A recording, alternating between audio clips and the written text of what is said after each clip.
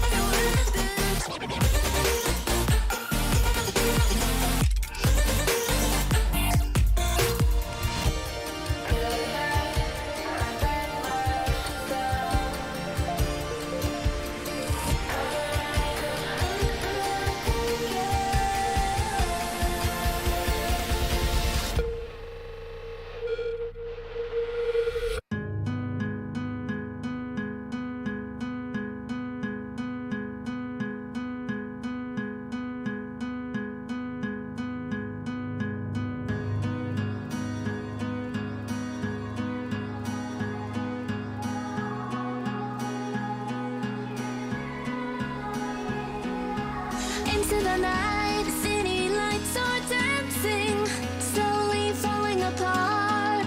The shadows causing an outbreak. I'm wishing upon a star. This time I'm feeling stronger, and I know I can do better. The shadows causing an outbreak. I'm turning the light. We're gonna light it up, oh, light it up, ooh, light it up, causing an outbreak. I'm turning the light. We're gonna light it up, oh, light it up, ooh, light it up, causing an outbreak. I'm turning the lights on.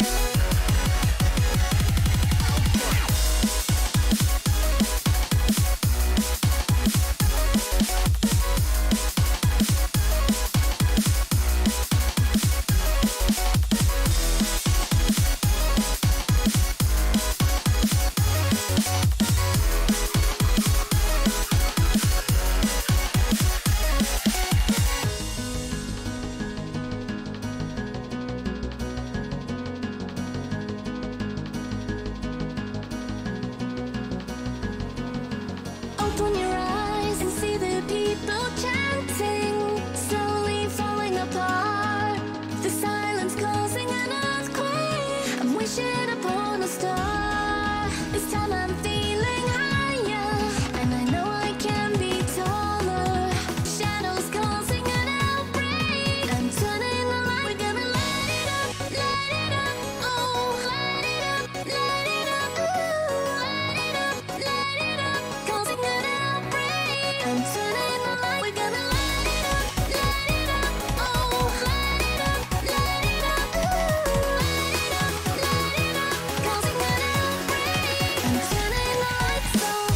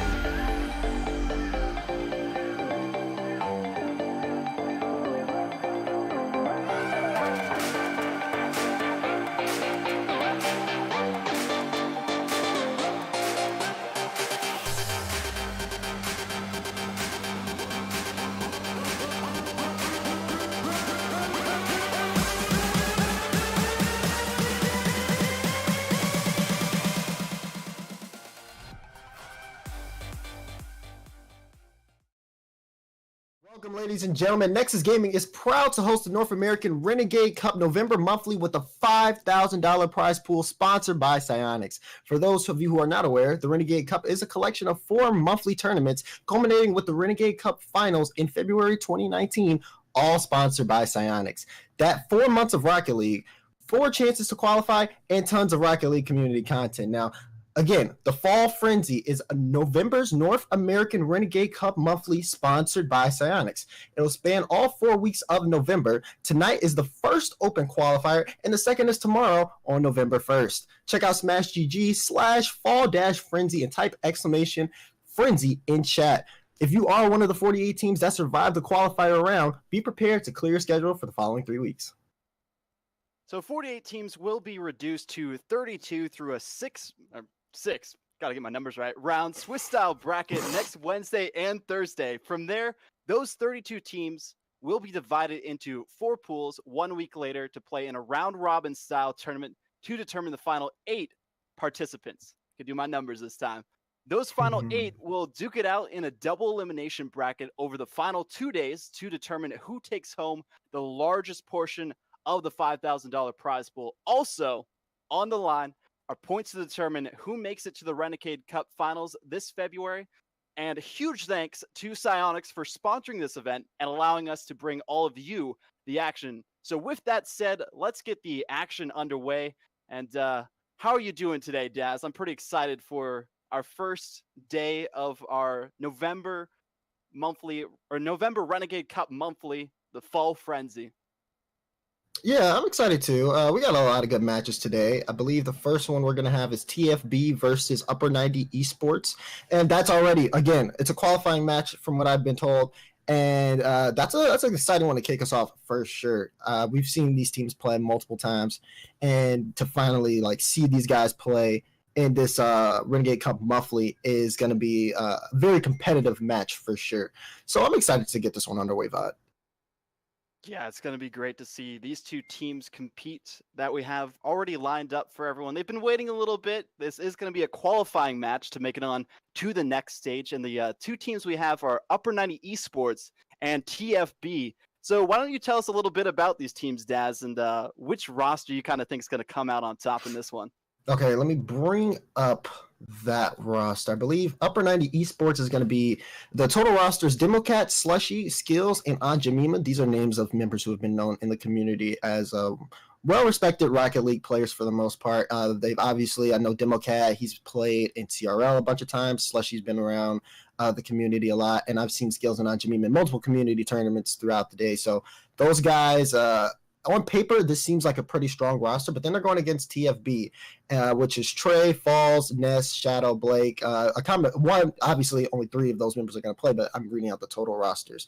And those guys, obviously, I've seen those guys firsthand for myself. They played, I want to say 2 or 3 months ago, back when I was hosting the skirmish tournaments, and they're a pretty solid team. They've been up and down. It all depends on how they get going. Obviously, my thing was a series of best of 5, so that's a little bit different than one series. So they're gonna have to. They don't have that longevity. They're gonna have to pull out all the stops early. So that's what we got to see from them. Just coming out strong here. I believe if we're looking here, I see Falls, I see Ness, and I see Trey. So that's going to be the roster that they go with. Upper 90 Esports, Anjamima, Democat, and Skills. So, yeah, these rosters all have potential, but we got to see for ourselves, Vod. Yeah, I know earlier on in the chat, I'm going to call him out on this now. Trey was telling me to root for his team, TFB, but it's going to really come down to how these 2 teams fare in that first game, because that's going to determine the pace for the rest of the series, I feel. Just because of how close these 2 rosters are going to be. Obviously, I know a little bit more about the Upper 90 Esports roster. I've seen Democat, I've seen Aunt Jemima, I've seen, I think Slushy is how you pronounce his name, but he's not actually playing today. And they've been tearing up through a lot of weeklies in the past, but I haven't seen them recently. So we'll see, getting into this first game of this series, how these 2 teams are going to fare with 5 minutes on the clock and on, obviously, the themed map for today, I guess you could say, Farmstead, for them to compete on. We'll see exactly how Aunt Jemima, Skills, and Democat fare against TFB. You mentioned their roster before. So far, unproven on our stream. first matchup today. They aren't really facing too much pressure in the first 20 seconds. Trying to get a feel for their opponents. A better pace set, and oh my goodness, already Aunt Jemima somehow managed to sneak it by. Yeah, honestly, this just looks like a bad start here for TFB. There were a lot of touches. Trey had one in the corner where he put the ball in front of his net. It just seems like they're having trouble in the first 30 seconds of just kind of getting a good foothold on the pace of the game. They really got to stick into it because that was all them. That was just all TFB mistakes that led to that first goal for Upper 90 Esports. Now there might be a chance for TFB to try and bring things back right into the opposite end corner. Good demo though by DemoCat, kind of living up to his name there. Trey almost got the follow-up on that play. They do get the block in the corner. Desperately just trying to equalize as quickly as possible because as time dwindles down, there'll be less and less opportunities for them to push past the defense. Upper 90 Esports, I feel like they'll be more ferocious in their attacks and trying to prevent the opponent from getting it past them. Yeah, I'm looking at TFB right now. They're playing a very spread rotation pattern.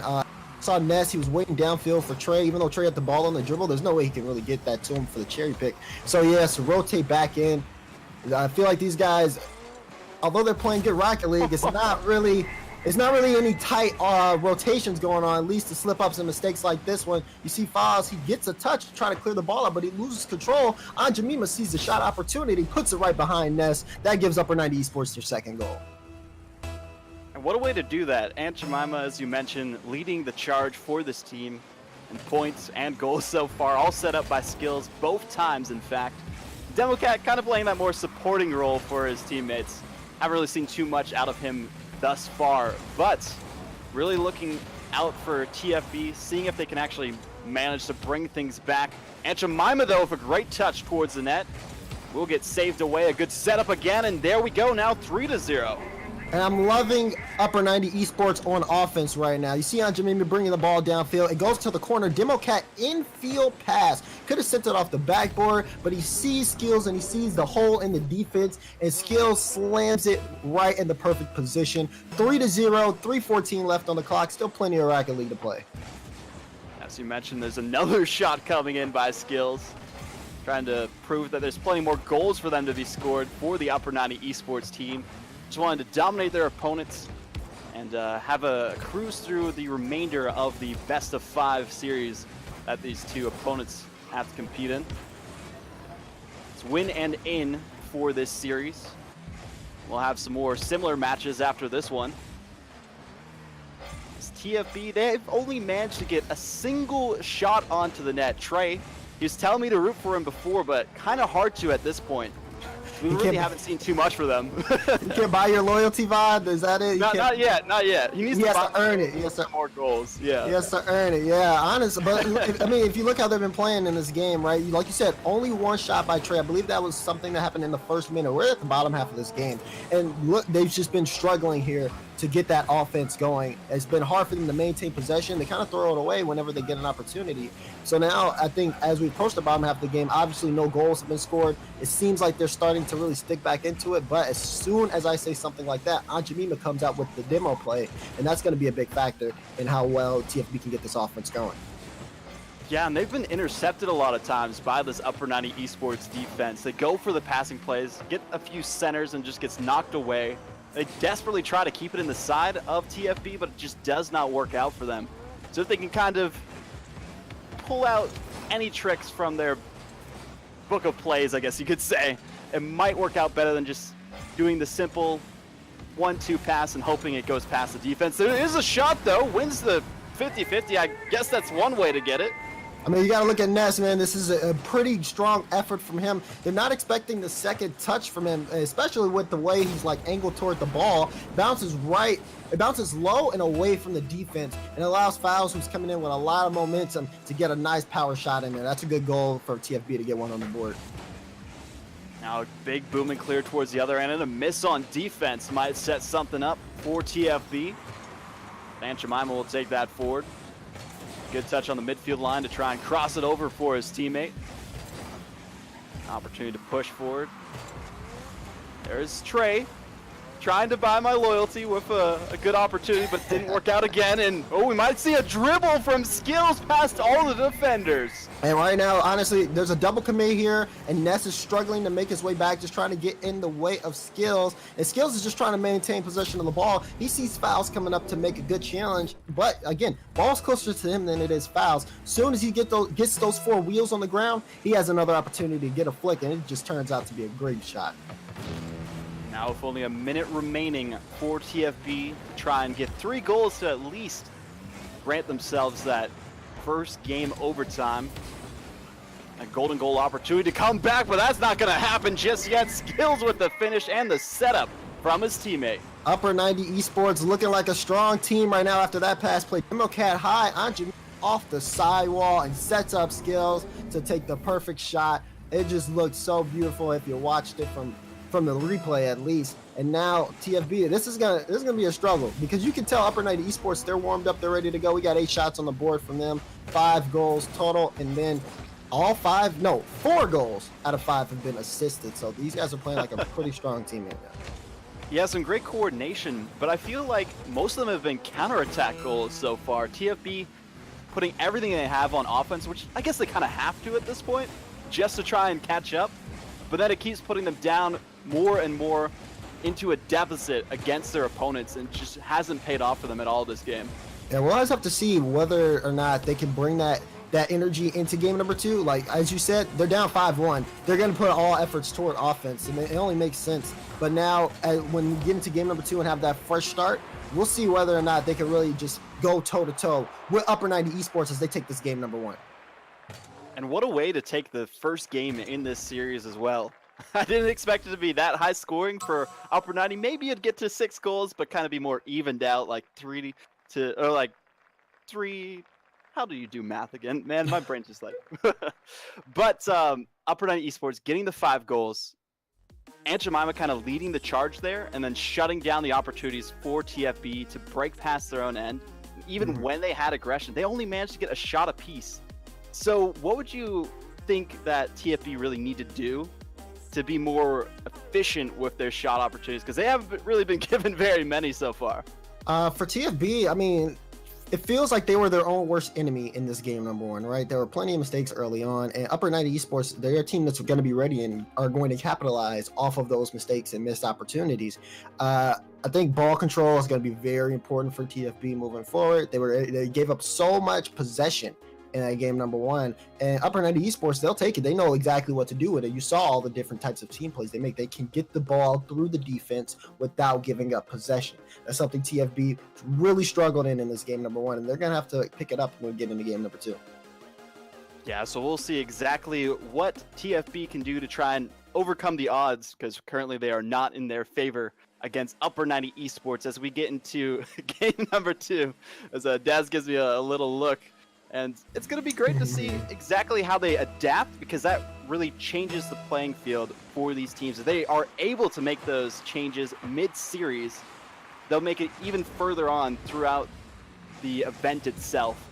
The Fall Frenzy is exactly what they need at this point if they want to come back. But Skills trying to make sure there's no way for them to get back into this series right away off that kickoff. Oh, I love it, because you can see there's like a moment where the ball bounces in the midfield and Democat realizes he has possession for this. Skills, like, you could tell how communicated that play was. He goes off the sidewall, Democat hits him midair. That's got to feel good for Upper 90 Esports in game number 2.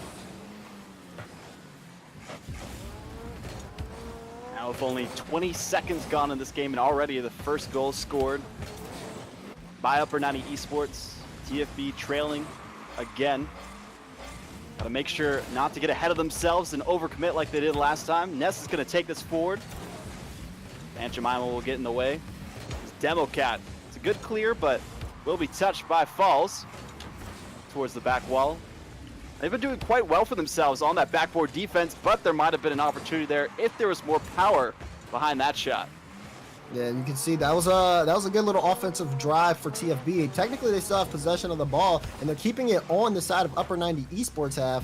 Finally, he's able to break through, but I mean, for the first minute, last game, they were down by 1. Trey looking to see if he can put one on the board, and he does off a nice pass from Ness.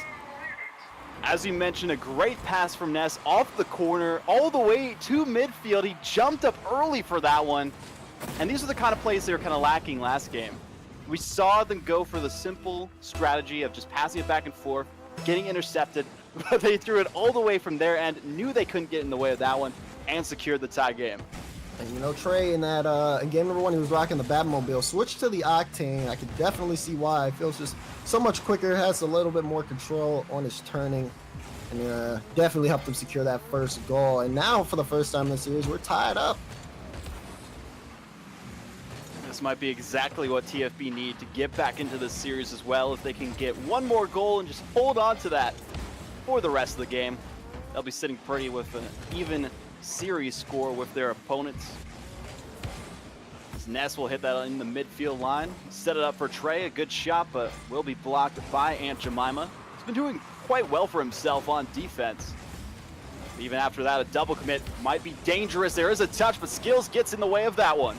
And this is cool. This is great if you're a TFB, right? You finally get that good offensive pressure on the ball. You're able to actually have Upper 90 Esports stuck into their own end. This is what we wanted to see from them at game number 1. It was like they needed that first game startup for them, and now they're actually making this a little bit more competitive. As again, we're tied going into the second half of the game. Last game, this would have been 3-1 at this point.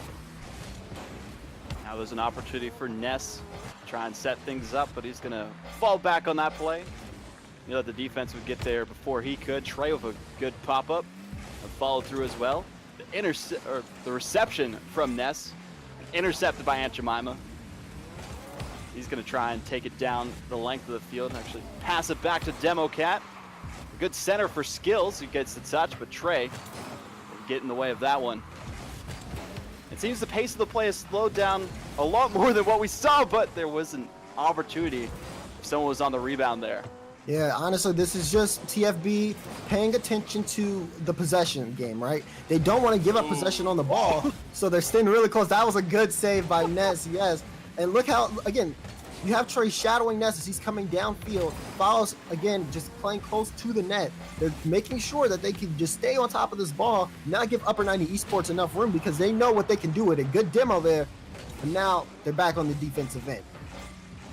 Yeah, they just got to make sure they clear this out of their own end, quickly rotate onto offense, get that counterattack going so they can get the lead in this game, tie up the series. A good center, but Trey was a little bit too far back, didn't quite expect that set up by his teammate. It will go to midfield again. Ness, not really the greatest of touches, but does bait out the last defender.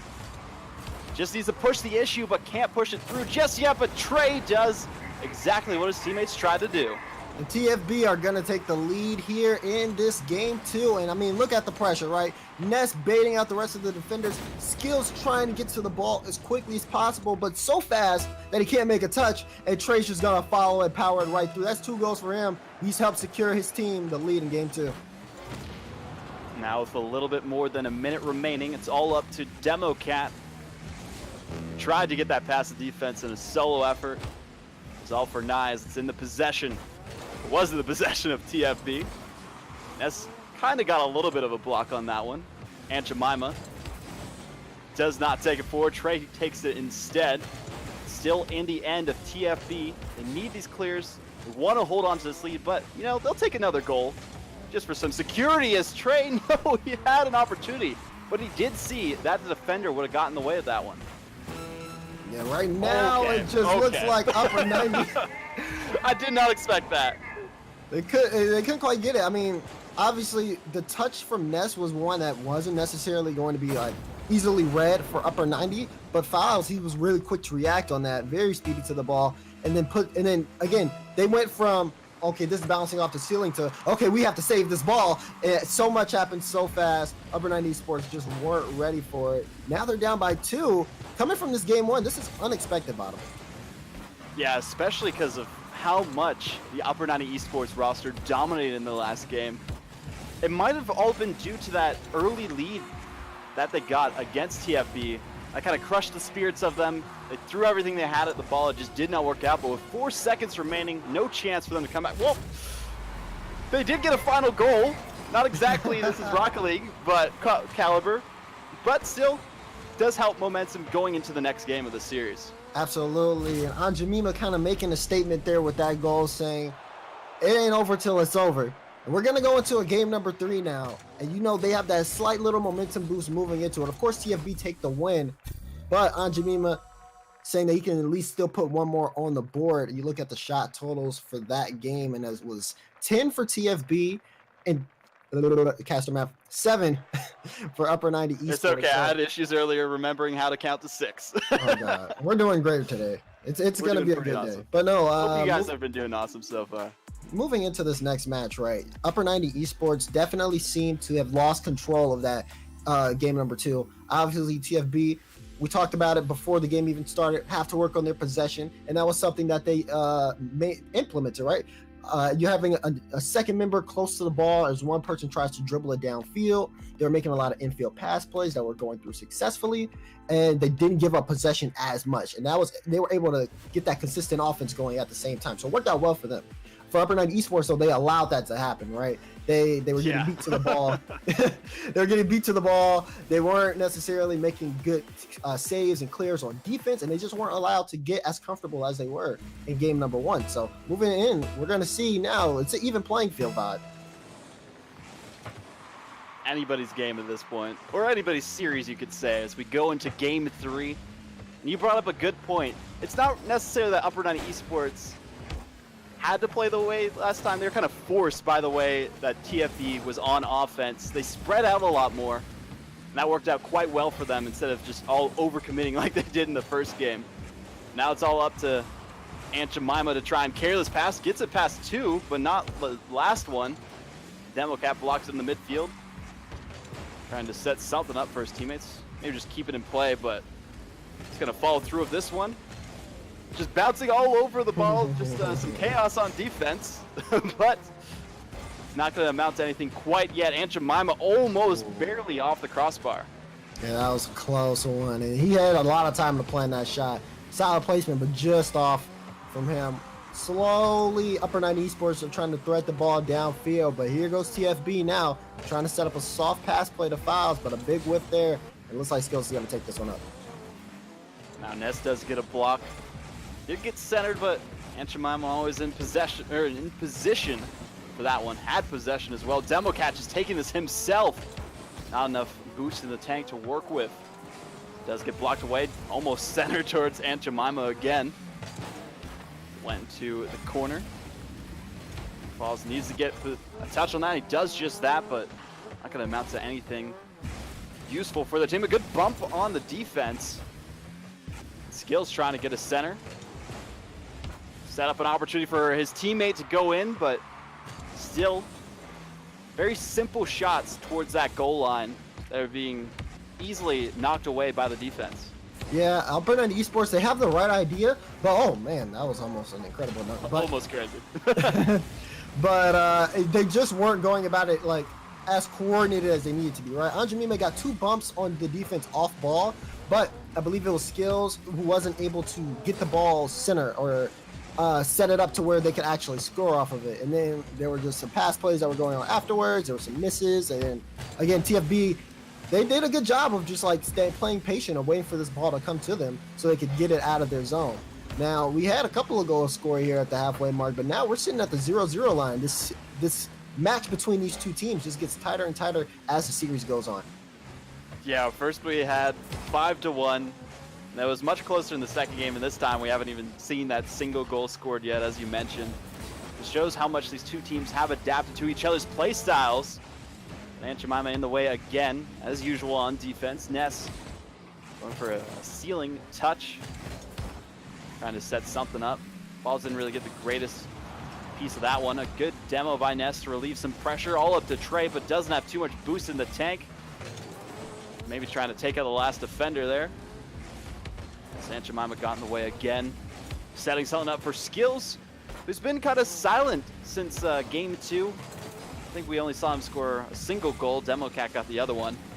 We haven't really seen the signature passing plays between those two players since that first game.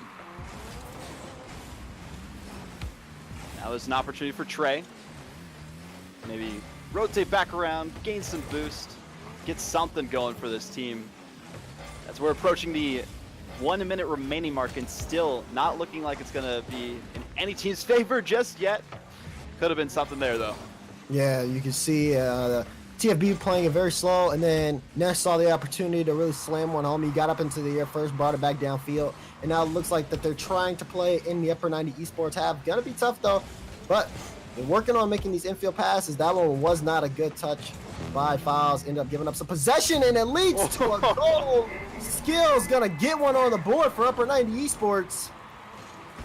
Just had to call him out a little bit, and then he'll perform a good setup by Aunt Jemima, and then the finish by Skills. Baited out closest defender. They knew they couldn't get in the way of that powerful strike towards the net. As you mentioned, got the first goal. Still plenty of time for the points to be racked up by either team. Demo Cat trying to just take out the goalie. Make it even easier for them to secure a 2-goal cushion against their opponents. Trey. Just gonna wait for this one to drop down. Knows Demo Cat can get in the way. Good bump. It actually leads to a demo somehow. Full shot demo, you could say. As it's back in the side of TFB. And this is where they got to start to worry even more. Only 30 seconds now for them to try and mount a comeback. Yeah, 30 seconds it's not looking good for them, mainly because you have upper 90 esports with the pressure. There's the demo from Demo Cat, but Fouls with the epic save. They need to get this ball out their zone. They have a breakaway play here, Bob. We can see 10 seconds left. Ooh, Aunt Jemima got in the way of that one. Will drop down straight towards the net. Knocked by Demo Cat, following through with this. A great touch as well. Popped into the air. They can just hope and pray that it'll stay up, but it hits the floor of Farmstead. And upper 90 esports go up by 1 in this best of 5 series. Now 2-1. And very different game than I kind of expected for game 3. Yeah, for sure. I can totally understand that. Like, again, 1-goal game. First game was 5-1. So definitely a different atmosphere moving into this game. Upper 90 Esports still shooting 7 shots on net, but the defense from TFB was very strong this game, and that's why they had 7 saves. That doesn't add up right, but we won't look at it too much. It happens sometimes. But yeah, upper 90 esports, again, very strong in terms of just playing that midfield. There was a lot of battle for possession in the midfield, and it only takes 1 breakaway or 1 slip in the defense, and then you lose the game. And that's exactly what had happened. It was just like that midfield lapse. And Skills, who, I mean, has gotten pretty, like, from what I've seen in this series, very good field awareness, as he's put multiple shots on target where there's just been the tiniest hole in the defense. Yeah, and that's exactly what they did. They were just barely inches outside the box, but right past midfield line. They saw one of the defenders, and that was the only one they had to beat. Set up by Aunt Jemima, finished by Skills. Simple as that. They got the 1 goal they needed, and now they are up in the series. Just need 1 more to guarantee to move on to the next stage of Fall Frenzy. We'll see exactly how this one turns out. Another 5 minutes on the clock as TFB facing elimination in this tournament, hoping that they can pull out the magic they had in game number 2 of this best of 5. It's already facing opposition by Demo Cat. As always, living up to his name. Good reception by him. Skills. A great drop down, but will be simply cleared by Trey. Right back into the clutches of upper 90. It's on the midfield line, a good center, but again, they're in the position. As you said, they have good field awareness. Almost a block by Skills. Aunt Jemima going for this one. Couldn't get off the corner. And it will still be in play for this upper 90 team, as nobody's in net currently. Falls barely getting in the way of that one. More shots coming towards the net. They're facing so much pressure compared to the last game. Yeah, it's a strong opening right now from upper 90 esports. Aunt Jemima had a great shot. And Falls, he had an even better save, had to literally jump up, predict where the shot was going, and he got it right. And then he came back and immediately made another save, didn't count for his totals, but definitely we saw it in front of the net. Skills was looking to close it out. Still though, defense for TFB very strong, but they got to start breaking out their own end, because if upper 90 esports keep taking these shots, they're eventually going to score one of them. That's what we saw happen last game. Shot after shot after shot, and then upper 90 esports is eventually able to break through their defense We've seen so much pressure in the first minute and a half of this game. Oh. 4 shots, but that does not matter. All that matters is that shooting percentage, which is currently 100% by Trey. Yeah, you see Ness gets it past 2 defenders. That's a great 50-50 challenge by him. And squeezes the ball over Democat. Democat's probably sitting there looking confused as Trey's looking to score and does just that. 3:21 on the clock. And TFB are up in this game number 4. Oh, no. I was about to say, don't say it too soon. Skills, again, proving that he has that to pay the bills. I'm sorry, I had to do it at one point. Off the crossbar and in. Falls just could not react in time to that one. And it's as simple as that. This just shows how fickle a 1-goal lead is in these kind of series.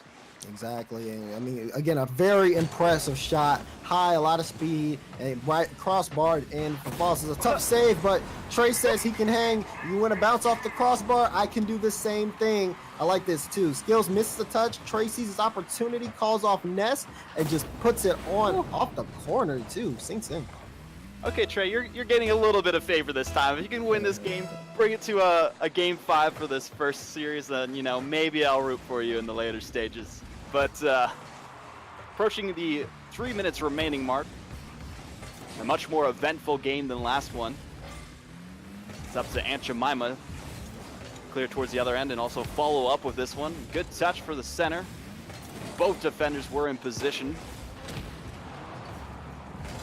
Sabotage that play. And Jemima going for more aggressive tactics against defense. Worked out quite well for them in the last one. Democat had a block potential, but still staying in the defensive end of TFB. Skills not really getting the touches he needs to secure anything. Democat, though, off the crossbar. And Jemima, not enough power behind that 50-50. So many shots going just barely off target towards his net. Now Aunt Jemima off the crossbar again. They'll finally get cleared out of their side. Yeah, finally getting that good clear for TFB. But Upper 90 Esports, they need to keep this ball and bring that aggression that we know that they have. They're sitting at 8 shots right now this game, but still only 1 goal. TFB are really taking it to them here in this game number 4. And you just see Upper 90 Esports are starting to give away possession. They don't have too much control over where this ball is going. And that's because TFB, they're just smothering them right now. There's always about 2 defenders on the ball at one time, and then there's one guy hanging back in case it gets cleared. In this case, it's Trey. Trey can't get a good touch on it, but Democat can't put it in a place where he can't block it. So now Ness is able to move downfield. But, I mean, you just see how close these guys get to the ball and how hard it is for Upper 90 Esports to really get some control downfield. They're going to have to keep making pass plays like we just saw in midfield if they want to actually be able to threat this and get that consistent offense going. And that's exactly what worked out well for TFB in Game 2 when they were actually able to get a victory against their opponents. But now Democat off that wall still will be saved. Really liking the defensive plays that are being pulled out by this TFB squad. They know that they have to focus on that more now than ever. They want to get to that Game 5, but nobody in net, as I mentioned that. Oh, that. Democat actually botches the shot off the crossbar, had too much confidence in himself on the open net. But Aunt Jemima will cleanly sweep up the mistakes that his teammates made. Yeah, Upper 90 Esports, man. Democat, he would have been very upset if he was not going to get that goal. Yeah. If that was getting cleared out, that would have been heartbreaking for them. But Aunt Jemima able to get that one in. Again, we got a tie game here. 41 seconds left. And for one team, it's do or die. Ooh, and that was almost a very dangerous 50-50 by Trey and Democat on that play. Briefly going back to the last goal that was scored. Great setup by Skills. He managed to pinch it off the wall when he was getting attacked, but wide open net again. They're managing just to dissect this defense and push them to make even more mistakes. Yeah, Trey, he lands and he immediately has to go and get the boost, but I don't know, there's like no front flip going on from him, and by the time he actually touches the boost and gets it, that slow roller has rolled its way into the goal. Now you're down, and if you don't want to drop in the losers, you got to score in 15 seconds. As you mentioned, Now, 11 seconds to try and score 2 goals. I think it's possible, but most likely not going to happen at this point. We'd have to Because see of some the- very impressive Yeah. kickoff strats. Some insane kickoff strats. They need to get skills on their side, and then maybe it'll work out for them just based off of the amount of kickoff goals that man has had so far this series. But 10 seconds remaining. Ball going towards their side. Falls does have a chance to secure at least one final one, but goes by the wayside. No chance for them to come back at this point, and it will be Upper 90 Esports taking the victory in game number 4. And sweet little own goal action happening at the end there. Yeah, Democrat getting their own goal. But, man, you look at TFB, right? They had control of this game for most of the match. And you talked about it earlier. One goal leads are they're very fickle. You know, although you have one, you shouldn't feel like too comfortable. Yes, you can give up a goal and not lose the game, but that's not something that you want to give up. And we saw a prime example of that in the last 30 seconds of that game. Upper 90 Esports were able to equalize, got into a pressured kickoff scenario for TFB because now they need to score another. They aren't able to, and then they keep mounting the pressure, right? Upper 90 Esports gets one, then they get two. They initially just basically seal off the game, goal after goal after goal on a kickoff. And if you're TFB, like having a win that slips through your hands like that, it's not a good feeling, especially when you got to go and play the losers round match. Oh yeah, especially after all the pressure they applied in that final game. It looked so good for them, but then their defense just fell apart. Upper 90 Esports just figured out the secret ingredient to breaking past them. Just getting awkward angles on the ball and forcing them to make mistakes defensively. So great win by them. Quick update on the bracket as well. Some of the other teams that have qualified thus far, winning their matches. Seoul Esport 3-1 against Ohio State. Just saw Upper 90 Esports win 3-1 against TFB. RBG Esports managed to win against their opponents 3-0. The Dudes got a close win against Sweaty Goblins 3-2 on that one. So some great teams already making it into the next stage of the bracket. Afterthought as well. We saw them happen in the last Renegade Cup monthly. Interesting name, Kim Kardashian team. And then Regalia as well are the teams that have made it thus far. But still, this is a double elimination bracket, so there's a chance for the teams that did lose in those winners quarterfinals to have another go at it and try and qualify through the losers bracket. Yeah, and I mean, we're gonna have some more matches coming up for sure, but man, I like the format here for Fall Frenzy, right? Like having these different pools and like multiple qualifier spots, like going into it, like it brings a lot of different teams together, obviously, and it's something that like I've wanted to see for a long time. Like there was a period of time where we just did not see kind of like weeklies in general happen, and now with the Renegade Cup as an entirety, we're just seeing more and more competitive Rocket League coming up. So I mean, I'm excited to see what we got next. It's just a blast to cast. Yeah, it's going to be great to see the teams that are all going to be trying to make it and go all the way through the bracket. We still have another qualifying open bracket double elimination tomorrow as well, so you guys want to tune into that. But been a great match that we first saw Upper 90 Esports taking the victory again against TFB. And we're going to send it over to a quick 2-minute break, so don't go anywhere, and we'll be right back.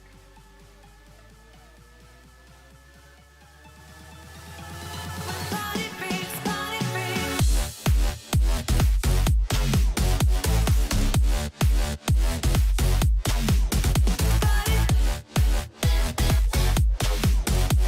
We're body freaks by nature. We're body freaks, body freaks. Grind all day, we dance all night. We're body freaks by nature. We're body freaks, body freaks. Grind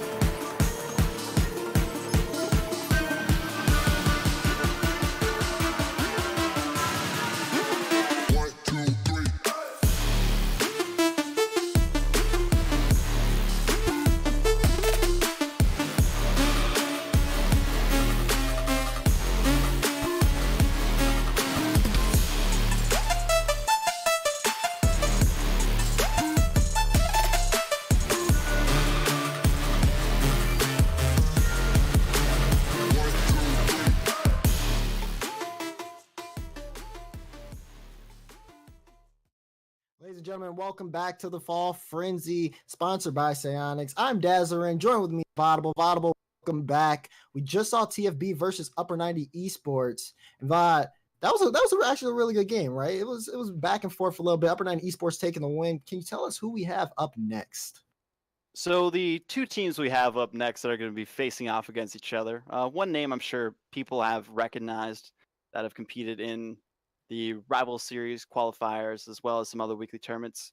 The Garbage Men, and their opponents are going to be the Sauce Pots. So I don't know too many of the players that are competing on these teams. Do you recognize any of the names? I wasn't able to look at the actual names of them last time I had seen them. Brendan, I'm going to butcher the name of this, but it's DEC, XP, and Perma. Perma I recognize. And then Duck, Jack, Schmuggums, interesting name, and Beastbonium. Okay. I only know like certain members of that roster. Yeah. Dex, yeah. Dex from Garbage Men, and then Duck for Sauce Pots, because he plays in MLB. Yeah. So I know a couple of these guys. If we look at their way to the bracket, they both 2-0 in their winners round 1 matches. So I mean, I don't know. This will be our first time. Most of the community gets a little glance at them. I'm excited to see what they can do. See, that's the great thing about the Renegade Cup series as well, is that all these teams who have been grinding it out, playing in 6-mans, being ranked warriors, or playing in like the few weeklies that remain, they have a chance to kind of prove themselves and make a name for themselves. We saw it happen last time with some of the teams like RBG, Seoul Esports, who made it to top 8 against some more well-known teams. So we'll see exactly which one of these teams will be able to make a name for themselves. And we're going to be getting right into the action for game number 1 of another best of 5 qualifying match. It is the winner's side of the bracket, so the loser still has a chance at it. But it will be the Garbage Men facing off against the Sauce Pots. It's going to be another great series on Farmstead. Already we're seeing some good possession by the Garbage Men, able to rip it away from the Sauce Pots. They did win that kickoff. That's not enough to net them. Oh my goodness, any opportunities thus far. Some good shots being put on the net by the Garbage Men. One was basically in. Did not count as a goal quite yet. Jit, careless forward for Perma, and a great secure by him. Yeah, it looks like immediate. You see Jit with the turnaround, pops it up, sees Perma downfield, tries to send it towards him, and then Perma with a nice little extra touch of speed to throw off Helix in the net. So honestly, just a great solid pass play downfield. Nothing, pretty bread and butter if you are the Garbage Man, I'm assuming. Already in the first 30 seconds of play, we saw one goal. Might see a second one here. The pressure is being put on by the Garbage Men. Sauce Pots still have stuff to prove in this series.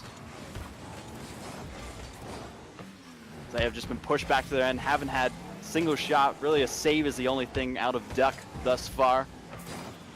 They might have a chance here. We see an opportunity, a good touch, but blocked out by Perma. Might see Duck with a great setup, but can't win that challenge. It's reset back towards their end. It's Jit. Let this into the corner, give it up to Perma. Center it for his teammate. Deck had a flip reset opportunity, but not in the air long enough to get anything out of that as it goes off the back wall and back into the possession of the Sauce Pots. And Sauce Pots just trying to get this one out of their own end. So far, they've done good to not concede another goal. You see Duck with a nice aerial downfield, just trying to set up the teammates. They're starting to apply a little bit of pressure here, but they got to be careful because Garbage Men are waiting for an opportunity to score here. It's just a matter of time. There's a chance right here off the back wall, and you mentioned it, just a matter of time. Set up by Perma this time, instead of him getting the goal. A great touch. I think that was actually passed to him by Jit. So great coordination between these teammates to secure a 2-goal lead against their opponents. Yeah, right now, just garbage man. Again, they see some small opportunities there in defense. It's got to be up to Sauce Pots though. You have that ball on your back wall. You got to be able to save it. Oh Then my a goodness. kickoff goes horribly wrong, and the garbage men are going to take advantage, going up 3-0. And look, it's just a simple cheat, but Schmuggums was not ready for the quick cheat from Deck. 1 goal for each member of the garbage man. We still got 3 minutes left on the clock. The Sauce Pots need to do something if they want to get back into this. Seems like they're in a pretty sticky situation so far in all Saucy corners. situation. A saucy situation. I didn't want to make the pun just yet, but that is true. Not really the greatest spot to be in, down by 3 goals in the first game. Could be 4. This looks very similar to what we saw happen for TFB in the first series of tonight, where they're all pushed up and their opponents simply outplayed them on offense.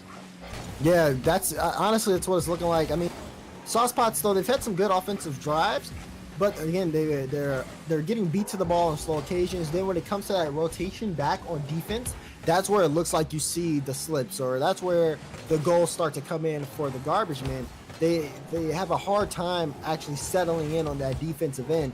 By the time they get back there, it's too late. We've seen that pitfall happen for so many teams in these kind of tournaments. Get ahead of themselves with Schmuggums. With great touch. There we go! Killix able to muscle that one right underneath the defender. Yeah, and I mean, this is a good touch from Schmuggums. I feel like if he had more boots, he'd go for the double. But I think he was pretty happy with just being able to get the nice assist on the goal. Obviously, Keelik's very quick to the ball, goes low while the defender goes high and just sinks it right under him. It's a great read on the defense. It pays off for the Sauce Pots. They got 1 in this game 1. That might just be the secret ingredient to bringing themselves back into this game. It's Perma. Almost got a good block on that one. Great touch by Jit. Been the positional mastermind so far on the garbage men. Being in the right spot at the right time. On offense and on defense. Killix, though, dropping that down. Deck does get the touch off the back wall. Will carry it forward and pass it for his teammate. Killix gets in the way as Duck relieves some of that pressure through that demo, and the Sauce Pots put even more pressure on themselves. They want to come back from this 2-goal deficit. Yeah, I mean, the garbage man, it seems as though they're getting a little ball. Saw Jit go up for the challenge when Schmuggums definitely had a closer chance to the ball. Could have just been patient, waited for the touch, and then reacted off of that. Now he's facing his own net as the Sauce Pots take advantage of the confusion here. You look at Killix, right? So he gets this touch off the wall, and Deck, well, if you look at Jit is definitely expecting Deck to make this touch. Once he realizes Deck doesn't, he's in the worst spot possible, facing his own net. Like, there's no momentum either. There's no way he can make that save. And then Killix just follows up his own touch. Sauce Pot's doing a great job of just catching when the garbage men overcommit or make a small rotational mistake, and then they turn it into a goal. They need to do it again, though, because they're still down. 30 seconds remaining, flashing on your screen. It also helps when they're able to get a super powerful pinch off of 2 teammates right past him, even if he was in position. Very difficult to make that kind of save.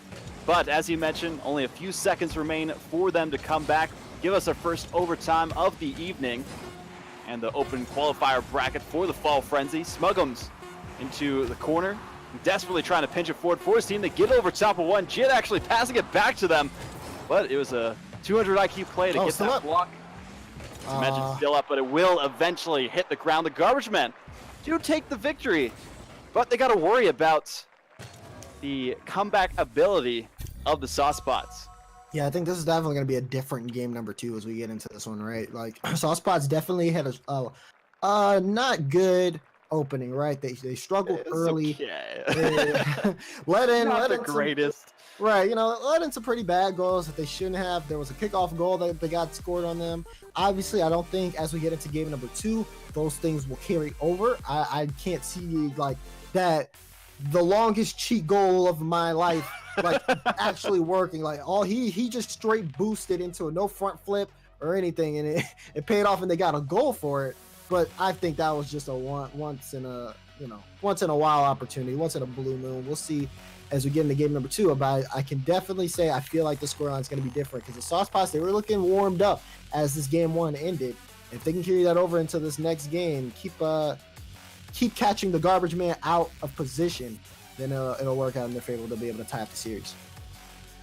And that's pretty interesting too, because the garbage men had such great positioning in the first half of that game. Yeah. And then as soon as they felt the pressure, which happens sometimes when teams are on offense so much, their defense just kind of crumbles and they aren't able to get in position in time, as you mentioned. And that's where they got caught out a few times by the Saucepots. But now Deck, great dribble forward, setting up Jit, and a similar goal to what happened in the first game. Yeah, so Jit takes the boost from Schmuggums here, and then he just beats him to the ball. Obviously, Deck, he knows he has to get the ball past Keelix in order to try to get this one in, but then you got to worry about Schmuggums because he's still coming back in for the rotation. But Jit takes the boost from him, immediately sees the opportunity, and just reacts perfectly to score that first goal for Garbage Man. Opportunity for a setup by Smuggums. Killex with the center, Duck with the touch, and that's all she wrote on that play to bring them back into this one. Yeah, man, boom, just like that. The strike back from the Saucepots. You see Duck, I mean, it's an off-speed ball, but Keelix is going for the block just in case Jit, he just has to fall on that one. I feel like if all his car would flip, then he might be able to save that one, but I don't know if he actually had one. I assume he did. Either way, though, you had Keelix coming up for the block just in case, so that ball was going to go in. But back and forth here in the first 30 seconds, we've gotten a goal. Okay, I didn't notice it was only 30 seconds gone because of how much action there has been in this first minute of play. It just shows how close these two teams are and how hungry they are for the victory, especially this Saucepots team. They know they had the ability to win that first game, so they're trying to prove it to themselves and the audience as well. Killex doing just that with the read and the secure for the lead. Very quick read off here. As soon as that ball bounces off the wall, actually before that, Keelix goes up. An incredible read. Perma is up, but he does not have he's not up in time. And he's going slightly away from the ball because he has to clear it as well. Keelix had that one all day. It's a great effort from him offensively. And Perma with a great touch to strike back and even things up again. Happened in the last game where they were able to get a quick, cheeky kickoff goal. That's exactly what they were hoping for. They knew that they aren't doing so well this series to get saves on those kind of opportunities. Now they're back into it. You got to give Perma props, though, for that one. That was something like if you imagine, I would compare them to other sports players where, like, you see one shoot up a 3 and then the other one fires back and scores one right then. And, like, that's exactly what happened in that situation. I mean, Perma, like, that's a really nice angle off of the kickoff. If you're Duck, if you're anyone on that Saucepots team, you're not actually expecting him to take a shot from that. And the fact that he does, because he has that read and he has really good car control, like, it pays off for the garbage man. I know they're very happy that they got him as a teammate because that was fantastic. Oh yeah, he led them. I think he was the MVP for their team in the first game. Got them their first goal. They were able to hold on to that lead. But now they are facing even more pressure by the Saucepots. Schmuggum's going off the ceiling, can't get the touch he wants. Has to leave it up to his teammates that are rotating back on defense. Perma with a good 50-50. Jit was set up for himself. Deck almost got it past. There's another chance to move upfield, but a demo coming out by Jit, dodged by Schmuggums. Will get blocked by Perma. To center it towards midfield, and Deck with a long and booming clear towards that back wall. Now maybe another opportunity for Perma to try and set something up. He did get the demo. Deck with the center, and there's Jit with the touch, but blocked away by the defense. Yeah, that was a good effort from Doug. I mean, he has to get there quickly. Seeing how fast Jit can get to the ball, as well as the rest of the garbage men team, you do not want that ball lingering in your front half for long if you are the Saucepots. Otherwise, it's not going to end well for you. They're still trying to get some control here on the garbage men side of the field. If they give up possession, then there's going to be a pass play downfield from Jit. Let's see if the garbage men are going to be able to take control, but right now it's been pretty back and forth with how possession is working between these two games. At least every team at least gets a solid drive to where they can at least pull off a shot and then cleared away, sent back downfield, and vice versa happens. So I mean, there's pretty much equal opportunity for both teams. We'll see though, as some demo plays are coming out, whether or not that will hold on for too long. We've also seen a little bit more shots from the soft spots against the garbage men, but hasn't really amounted to anything just yet. You said it perfectly, fairly even between these two teams. Gonna have to pull out all the stops to get the lead in game number 2 of this best of 5. To remind you guys, this is the winner's side of the brackets. Whoever wins qualifies for the next stage of Fall Frenzy. The loser drops down to the lower bracket and has another chance at it. Has to go through a lot more teams to try and make it in. So we approach the 1 minute remaining mark. Another good challenge towards the midfield line. We're all lingering in the soft spots end, more so than the first half of this game. That's where they got to be careful. They'll be starting to get more boost starved and have less room to work with after the garbage men try to suffocate that defense. And Jit does just that with the touch. Yeah, you said it perfectly. The suffocation on the defense here. Good touch from Deck. It goes off the corner. And like we said, Jit, when he's in that box space, he will not hesitate to take a shot. And the placement's perfect from him. The garbage men have suffocated the soft spots and earned themselves a goal here. We're less than a minute left in game 2. And the soft spots are in trouble. Duck might be able to gain something back for them. He was able to get a touch on that one. Some good denial by Jit on the offensive end, making sure Smuggums couldn't really get in position for any sort of play. Demo's coming left and right off the back wall. Smuggums barely getting the touch on this one. Will follow through and carry it over top of the attackers. Once again, Duck can't get it past the last one. 9 seconds left, a great setup. Will sneak right past Killix and secure their victory about in game number 2. Yeah, but Perma, he's just waiting downfield for the pass. He's turned from Deck, and Deck hits him with a nice solid pass. He just has to use his octane to redirect it in. 7 seconds left, and this one is all but done. And the garbage men are going to take game 2, like you said. Yeah, only 5 seconds of formalities remain in this one. I'll just have to wait for that to hit the ground. The garbage men now 2-0 in this best of 5 series, 1 away from earning themselves a spot in the next stage of Fall Frenzy, the Renegade Cup monthly, run by Nexus Gaming and sponsored by Psyonix. Much appreciated yet again. As any other thoughts after that one? It was so close between these two teams, 2-2 for the majority of that game. But then the garbage men just managed to come out with 2 goals quickly towards the end. Yeah, it was mainly in the soft spots control for most of it. We had said it in game 1, like soft spots definitely played a tighter match, but they started to slip as they gave garbage men too much space in the box. That was the important part. We saw it multiple times. There were very close opportunities where Jit and Perma were being very aggressive onto that box space, and the soft spots really didn't have that answer for it, or they just gave them just enough room to work with there. And I feel like as we get into this game 3, if the soft spots don't want to drop into losers, they're gonna have to cut off that space, get to the ball very quickly on defense, get some strong clears in, because if you're giving space to them like this, you see what's gonna happen. No. Jit, can he get it in? Deck is gonna get it in.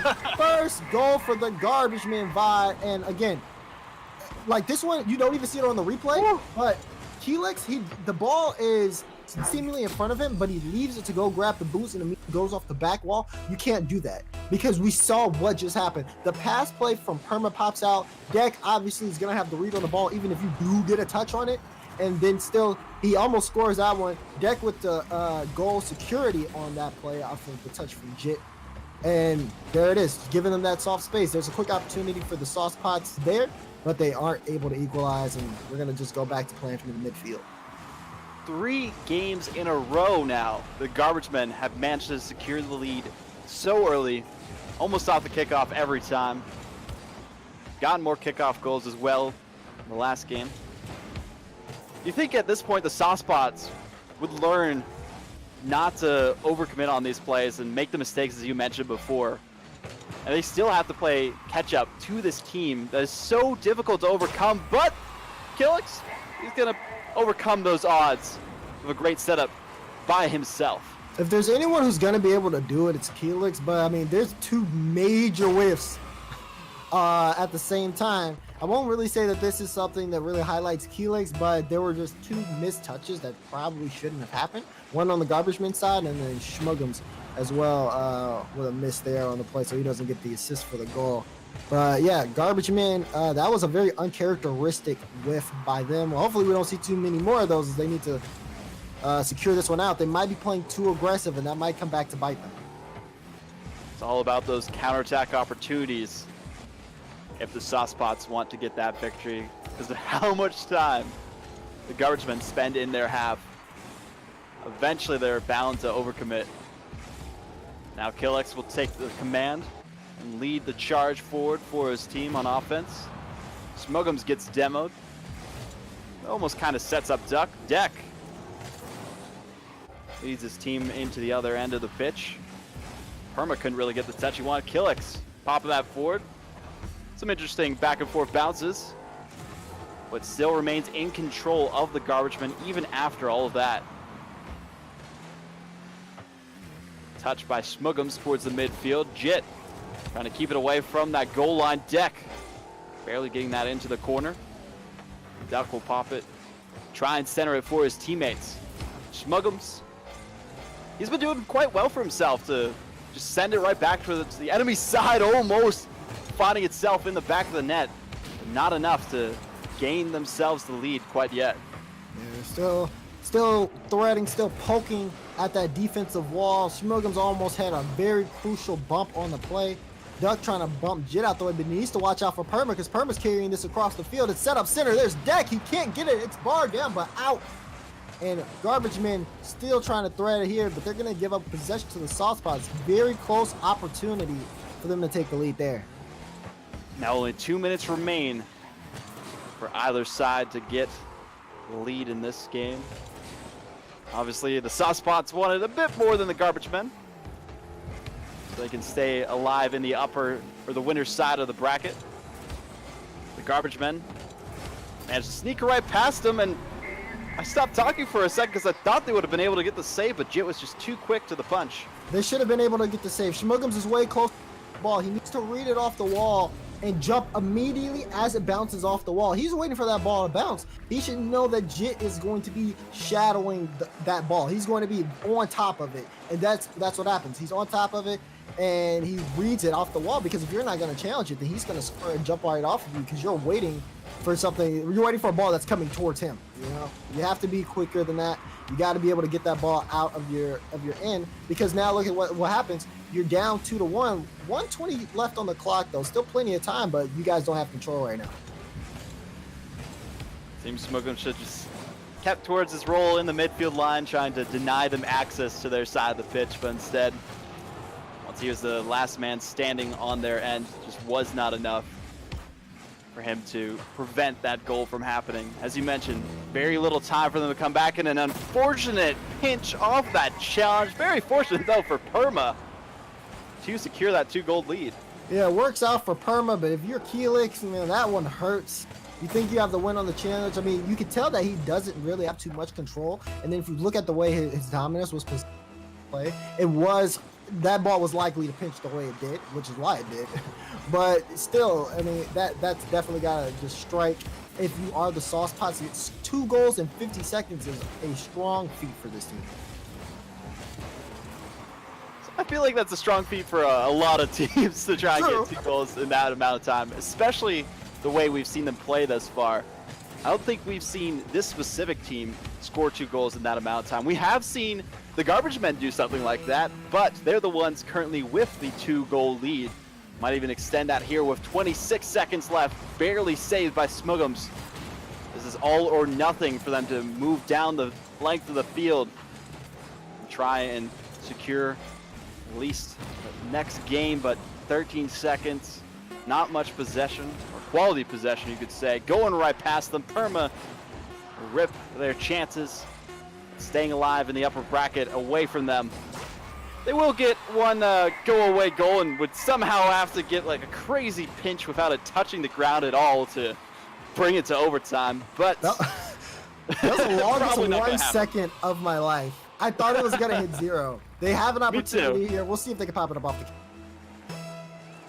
as you mentioned, have to keep this up.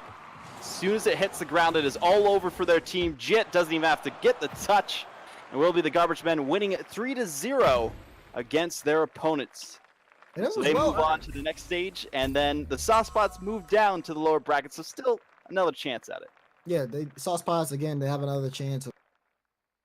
It was a competitive match for the most part. Obviously, the Garbage Men did have the edge there, and they played fantastic. They were just the speed to the ball was great, but at the end of the day, it did seem like they were just a little bit quicker than the Sauce Pots to the ball, and they had a better idea of what they would play in the matchup. I think Garbage Men in the future might struggle against like a team like Upper 90 Esports, for example, who has the speed but also knows how to play well as a team. That might be a struggle later on, but they don't have to worry about that right now. They've qualified for the next round, so they're happy with where they're at right now. Yeah, and I'm sure everyone in the Nexus family is also happy where they're at, thanks to all the subscriptions we've had so far. Sorry we've been neglecting you guys in chat, but thank you to Walrus for the 2 months in a row for Twitch Prime. Thank you to me for subscribing 2 months in a row. You're welcome, Vaudeville. No problem. It's okay. Also, thank you to Curtis with the Tier 1 sub. We also had some gifted subs. Pluterior gifting a sub to Arito Beef or Arito Kai. He's the guy who does a lot of our graphics. So if you're seeing us right now, he put these graphics together. Kudos to him. Great work so far. And Stacks gifted a Tier 3 sub to the Tier 3 caster. Oh Jazarin. my God, are you serious? You know, he set me up perfectly for that one, so sorry about that. You know, I love Stacks. I really love Stacks. I cannot wait to see him in person so I can just show him how much love I have. All the love. All the It's love. going to be great. Land Vegas pretty soon, but we are going to take a quick, well, not a quick, a little bit of a lengthy break, 10 minutes. Don't go anywhere. We'll be right back with 2 minutes. Sorry, correction. The little man in my ear doesn't know math more than I do, as we will be taking a short break. We'll be right back with some more Fall Frenzy action, so don't go anywhere.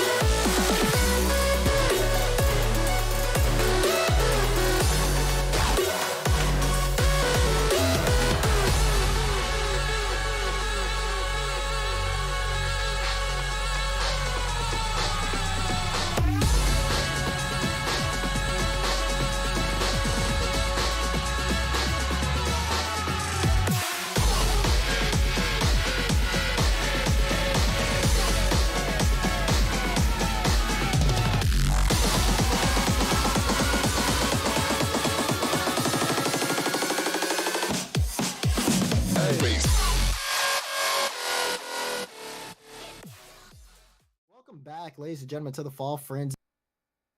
It's Vod.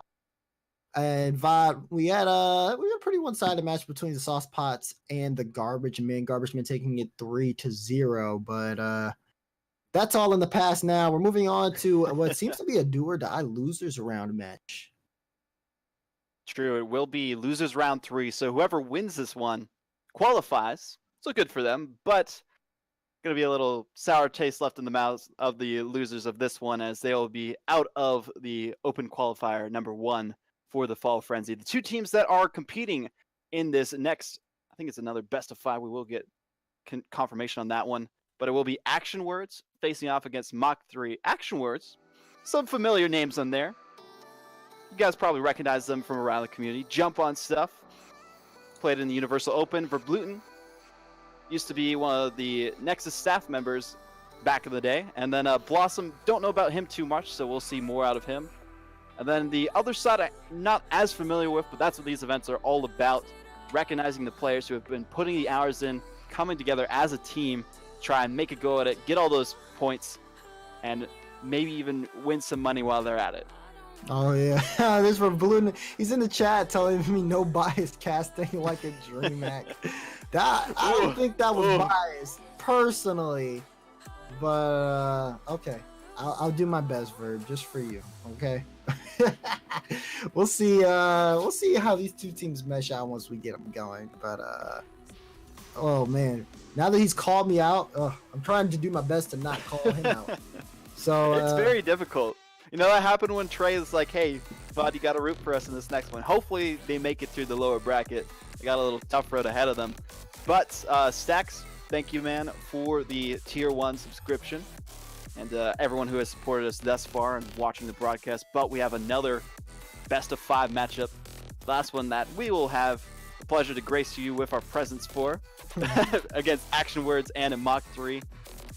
And I don't really have any expectations. We will take a quick look at how these teams ended up in the losers bracket. Okay. Action Words won their first game or series 2-0, then lost 3-0 or 0-3 against Kim Kardashian. And then we had Mach 3 win 2-0 and then lost 3-1 against Regalia. So kind of similar pathways to this losers end of the bracket. Right. Kind of hard to tell at this point. So I only recognize again a couple of names on Action Words is Verbluten and Jump On Stuff. From I haven't seen these guys play in a very long time. Oh, it's been a minute. Yeah, and the last time I did see these guys play, they were fine, but I'm not really sure exactly who they're up against with the Mach 3 roster, right? So this is one that we're gonna have to see develop on the field once they actually get things going, which is exciting because Mach 3.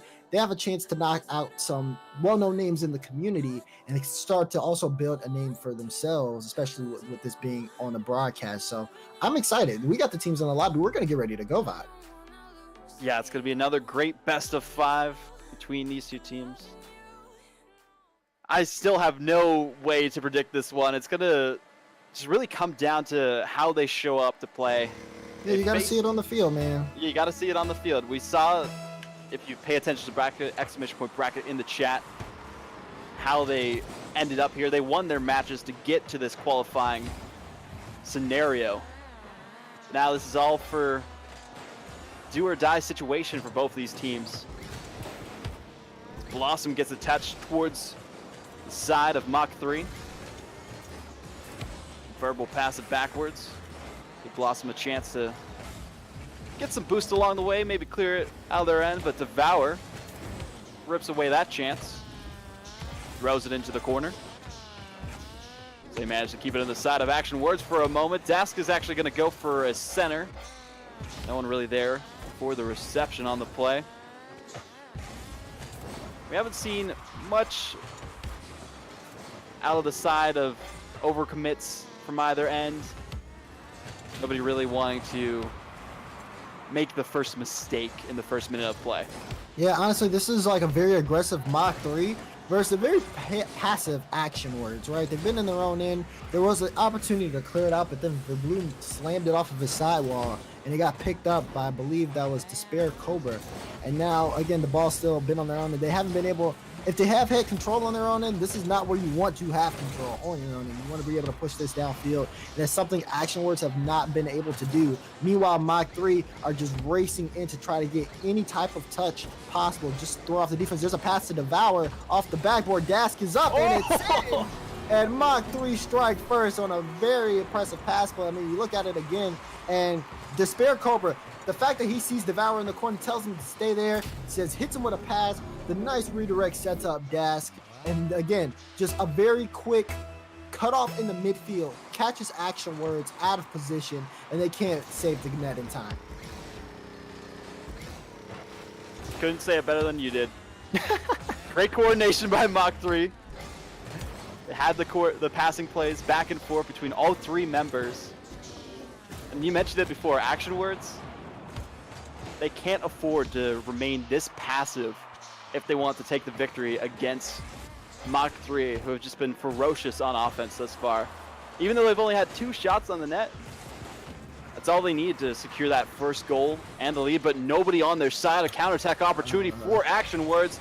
The botched pass, though, and an open net going away for their only chance they've really had to secure a simple goal and tie things up. Yeah, Vod, so there's a lot of things that happened. So you have Mach 3, who commit all 3 members off of a touch to the back wall. That's not necessarily like, I mean, you can score from that pass off the back wall, but you don't need everyone up to do it. Like that was one mistake. The second mistake goes on Action Words, who have an open net to shoot into, and then completely waste that opportunity by the wayside. You just don't take control of the ball. They just hit it to get downfield, and the slow roller, it's off target. So honestly, Mach 3 are lucky, but their luck might be running out. Dask can't come in time to make the touch, and Blossom is going to equalize this game. That was a great touch by Verb. Almost scored it himself and actually remained inside the net to block the defender from getting in the way of that shot. So great action being taken by Verb on that play as Blossom able to sneak it right past the defense. And I'm getting kind of worried about Mach 3. We've seen so many overcommits on offense so far, but, you know, maybe they'll pay off sometimes as I say that they score a goal. I'm worried about Action Words here. I'm worried about everyone, honestly. Right. If you have a panic button, press the panic button. Mach 3, Action Words, off that first kickoff, no one went for the ball. So then Jump has to save it. And then Mach 3, they just turned it on and had a quick pass play opportunity. It was a great shot from Despair Cobra. Good placement on it as well. And that was my main concern just off the kickoff, and just kind of how they've been letting the possession on the ball go by the wayside. There were quite some opportunities also that just weren't being taken advantage of, like the open goal. You can look at Mach 3, the overcommits. This is shaky. This is a very shaky series so far. And this is only game 1 of this best of 5. But as the Fall Frenzy bracket progresses, we get into the later stages of this monthly tournament, we'll see the true gems out of all these teams rise to the challenge and showcase their skill. So right now we're kind of weeding out the weaker teams, you could say. There's an opportunity for Devour. Almost sneaks it past them, but doesn't need to. We'll see Dask come in for the read. Knew that the defense couldn't get in the way in time. Yeah, a small touch, and it's the fact that it bounces off of the post and the crossbar. It rolls off of both of those and throws off Jump and Verblue. They're stuck in the net. No one. They're both afraid at that point to basically touch the ball. They don't want to own goal. And you look at Dask. He sees the perfect opportunity to score there off that hesitation. Can't hesitate in front of your own net, and leads to that goal. Mach 3 with 3 goals. Action Words need to get 2 in 40 seconds. Like we said last series, Bot. 2 goals in less than a minute. That's hard for any team. Very, very difficult. Sometimes it's even 3 goals that they have to score in less than a minute in some of these situations. But maybe they can use this 30 seconds of time, try and re-strategize for game 2. Because currently, as things stand, they don't have a chance of coming back in this one, unfortunately. The bad news that has to be delivered to them, but I'm sure they already know it in their hearts, is Blossom gonna contest that one. Will go to their side. 5 seconds remain of some garbage time on the clock. Eventually it'll hit the ground, and we'll hopefully quickly get into game 2, and Action Words will be able to just wipe their memory of that game that just happened. Yeah, but I mean, if you look at that game, right? That game, there was no clear winner. I mean, sure, the score lines obviously But in terms of how that game had progressed, I could say the same thing about how well Mach 3 played if it was on the action word side. I know that like sounds very weird, but like it was sloppy for both teams.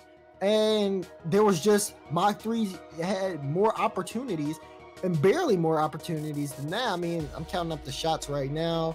Blah, blah, blah. 7 shots for action words, 8 shots for Mach 3. All the goals were assisted from both teams. And the save totals are actually exactly the same at 4. So the team played seemingly on the same level, but there was just so many major mistakes in that game. Whoever can clean it up in game 2 is going to. They're going to have a clear advantage against their opponents, as you mentioned, if they are able to clear things up in game number 2. Definitely some sloppy play all over the field. So hopefully we see some more quality Rocket League out of these two teams going into game number 2 of this best of 5. We are in the lower bracket of our first open qualifier for Fall Frenzy. Whoever wins this one gets those 3 games against their opponent, qualifies for the next stage, and the loser is out. As you mentioned, Action Words kept it kind of close, even though they did lose 3-1. Have some early aggression here on towards the side of Mach 3. They have a double commit on the opportunity, almost leading into a goal for Action Words, but bouncing off the post and out. Now Dask has a chance, but a double commit on offense again. Some good old classic ball chasing happening, and will the okay, it's not going to lead to an opportunity yet. That post just hates Action Words at this moment. Yeah, it does, because that was another one. Yeah, Mach 3 were caught off. I mean, we talk about how fast that they play on offense. They do play very fast, but look, they double commit so far often to where it took one demo in the backfield, and they almost dropped the first goal here in that game. And that's what I'm saying for Action Words. If they can find the net and not the post, this could be a very different game too. Now it's a chance for Verb to keep it in play. Passes it back to Blossom. Putting on some pressure towards that defense. Despair take control. It gets taken away by Verb. Dask manages to get in the way. Any opportunity for a counterattack. Devour popping it towards the other side. Jump does manage to intercept it before it gets centered. Blossom and Verb double committing on the play. Leaves an opportunity for the other side. Goes into the corner. Will be popped up again. Blossom, big booming shot. Doesn't get the block he wants. Almost saw one from Despair instead. It's no clear victor positioning or possession-wise, I'd say, so far. Now in the midfield yet again, approaching the halfway point of game number 2. You could say the play has been cleaned up just a little bit, because there hasn't been a single goal scored, but the shots haven't been very quality from either end. Yeah, again, haven't, like you said, haven't been really too many quality opportunities for both teams. A lot of it, again, just trying to get that battle for possession. Oh, man, but Despair almost able to knock it in. Dasso with the quick follow-up. And I'll give Mach 3 credit for one thing here, Vaudable. It's that when they have the defense thrown off, they know how to take advantage of it by just beating them to the ball every single time.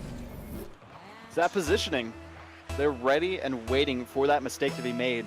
They're able to just drive it right past them into the back of the net. So we saw happen for the 3 goals in the last game.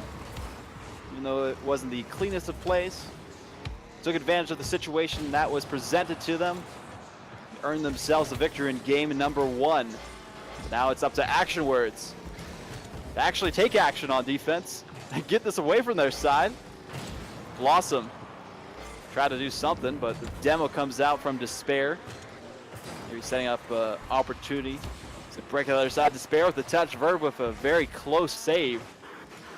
More pressure being applied by the offense of Mach 3. Mach 3 again. Now that they have that 1-goal lead, they want to extend that. Obviously, Action Words has to force the issue, but they can't do that if they're on their own. And Blossom almost applies that one, but just can't quite get the double touch. And then, again, the defense from Mach 3 just getting back to the position as fast as possible. is able to make sure that they stop any chance for Action Words to score. The Action Words are going to be in a tough spot now. This is a chance for Mach 3 to actually take control of this game and keep this 1-goal lead, try to extend it, and then force the issue now that Action Words, who is a team that doesn't have that many offensive opportunities, they have to find one with the clock ticking against them. With all this pressure, they are managing to actually boost starve out the defense so that they don't have as many options to break at their end. But Verve did get lucky enough to snag some on the way towards the other end of the field, but nobody home for this opportunity. Despair is going to pass one off to Devour, misses the touch, could have easily been a 2-goal lead. More, hate to say it, sloppy play being showcased by these two teams. It's mainly starting to really, you can see from Action Words just how on top of each other they are. And again, they've had a couple opportunities they can't really seal. But for Mach 3 have cleaned it up a lot as we got into game number 2. They've been able to just make a lot of different challenges on the ball. They haven't been able to set themselves up with any quality opportunities. That's an open net. Dask, is that on target? It's up and off the post. And then there's the double commit. The double commit, they got too speedy. Dask is able to save it, but the pressure, it's a 3v1 situation. But no, Action Words as well. Too quick to the ball, too pushed up far forward. And with the clear from Dask, Mach 3 are going to take that. There was a lot going on that last season. Yeah. Let me break it down real quick for those that might have just been zoned out for whatever was happening right there. So we saw some shots happen by Mach 3. They missed the ball a few times. They made less mistakes in this game compared to the last one and against Action Words, who hit the post 2 times. Could have easily been 2-1 for them, but Action Words, even after they had a perfect chance for that counterattack, open opportunity, open net, nobody was in position to take the ball, put it into the back of the net, get the tie game at least. It's all about that positioning right now. That's been the difference maker between these two teams. Mach 3, they've had great positioning. They just haven't had the best shots, you could say.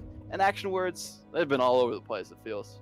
Yeah, so in terms of just Mach 3, again, you say that they're in a good position to the ball, and they understand that they just need to beat their opponents to the ball in order to really set up those goal scoring opportunities. It's worked out for them time and time again in this series.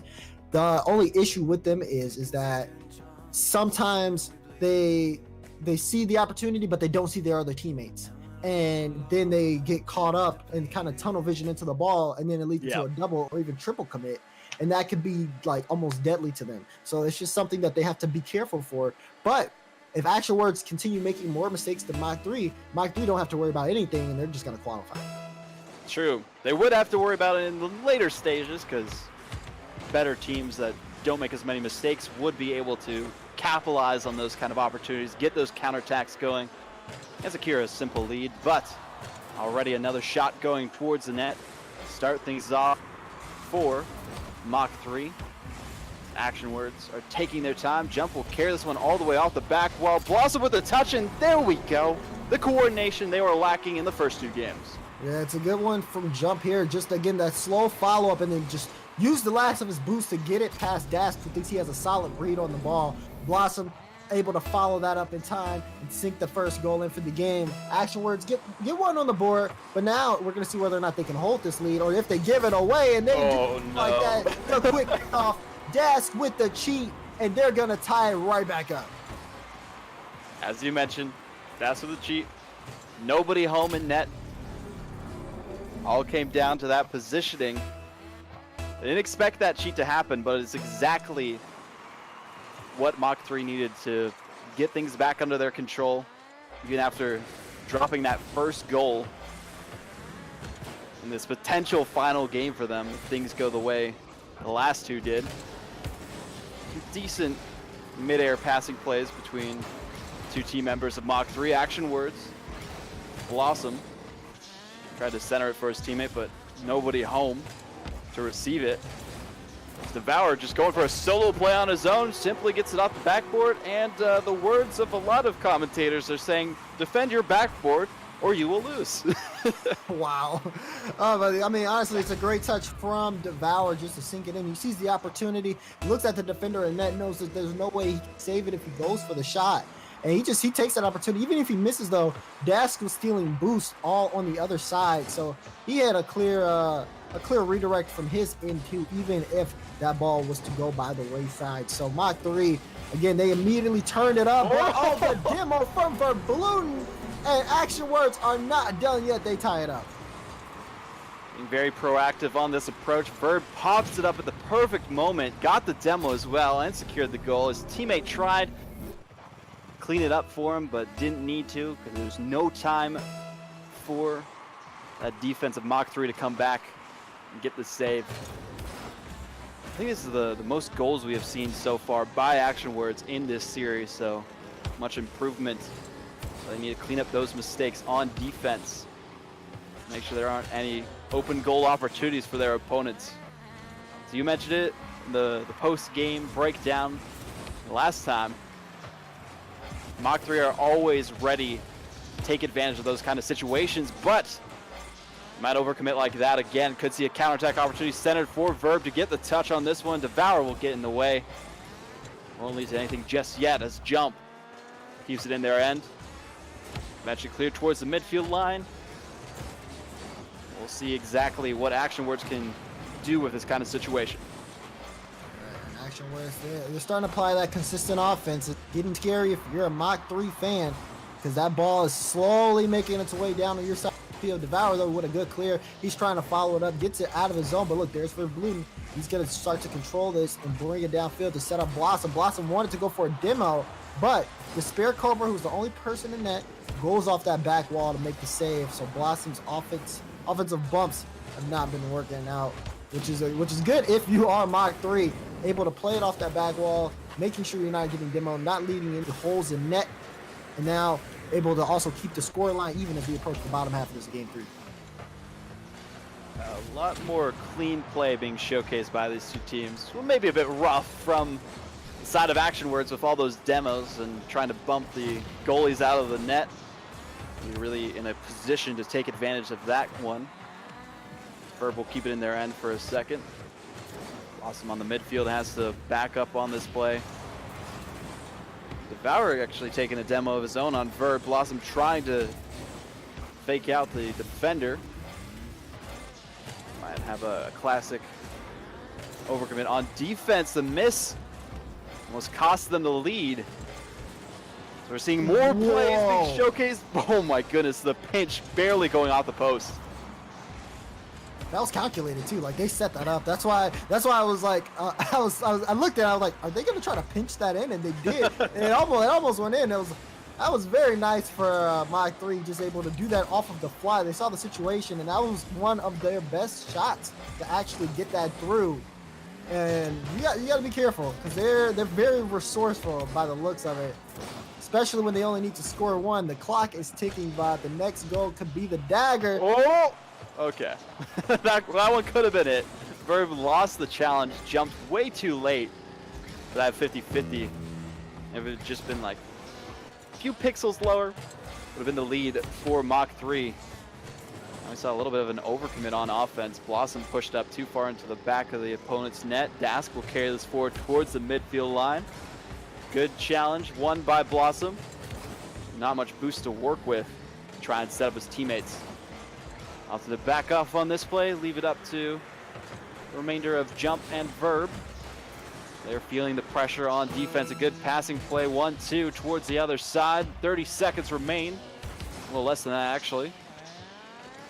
This might be on the final chances for Action Words to actually get the lead and keep the dream alive in first qualifier for Fall Frenzy. Yeah, Action Words, they're just trying to thread through that defense, but very methodical. Mach 3 is a shot by Jump, but it's off the bar. And this one could possibly be going to overtime if this one hits the ground. Jump trying to keep it up. Dash popping it out. Blossom into the air, off the ceiling. There's Verb up. Is that gonna go? Oh, it goes in! Verbluden with a 0-second goal, and Action Words stay alive. Very similar to what happened at DreamHack Atlanta way back when Verb competed on the main stage. They're able to get that last second goal, keep their dream alive in this series, get the victory before we even go to an overtime situation. And they're right back in it, baby. Now 2-1 is the series score for Mach 3 against Action Words, but even more chances now for Action Words to clean up the mistakes they've made in the previous games of this series and bring it all the way to a potential Game 5 situation for that qualifying spot. Yeah, for Action Words, definitely just a lot of aggression, especially toward the last half of that, when the ball was just sitting in the Mach 3 corner, constant rotations in and out of the ball, Blossom off-ball bumps. He made so many. He had definitely, I want to say around 5 demos in that last game, and he was almost an extermination. yeah, constantly just trying to get in the way of Mach 3 and slow them down. That was the thing. Like, we talk about how fast they are, even here in the booth, and in game you can see the Action Words see that, so they're just trying to get constant demos, boost steals, something to slow this team down, just so they can create opportunities for themselves. And that's one of the ways that they were able to take it. Just that persistence on the offensive half for Action Words paid off so well for them in that game 3. We'll see how Mach 3 are able to recuperate after that crushing, well, not crushing, but unfortunate defeat, you could say, at the end, the last few seconds. We said it'd be very difficult to come back and get 2 goals in that amount of time, but gosh darn it, Action Words were able to do just that. So far, we haven't seen much out of the Mach 3 offense, as we usually do in the first few seconds of play. This time it had been Action Words getting the first shot off, even after the aggression on their potential counterattack play. Still not going to lead to anything just yet. Verb, a great save. Knocked that away from their goal line. Now they need to follow up on this clear jump. Gonna wait for this play, give it up to, actually no, take it himself. Blossom with a demo, but 2 defenders committed on that one. They cleared away from their own end. Yeah, you see the Great passing play. Yeah. I saw it come through. I was like, oh wait, he's gonna try fast, and he did, but it just wasn't enough to defense read it as well as you, Bob. So everyone kind of saw eyes on that one, able to clear it away. Devour, though, being very quick to the ball. Then Dash might not be able to boom this downfield. Let me help you out there. And Mach 3 just trying to get back into their groove as Action Words seemingly cut off a little bit of their momentum there. We'll see how much that affects them as this game gets going. Oh, so close. The touch and almost the secure by Dask on that play. Just couldn't get in the way of it in time.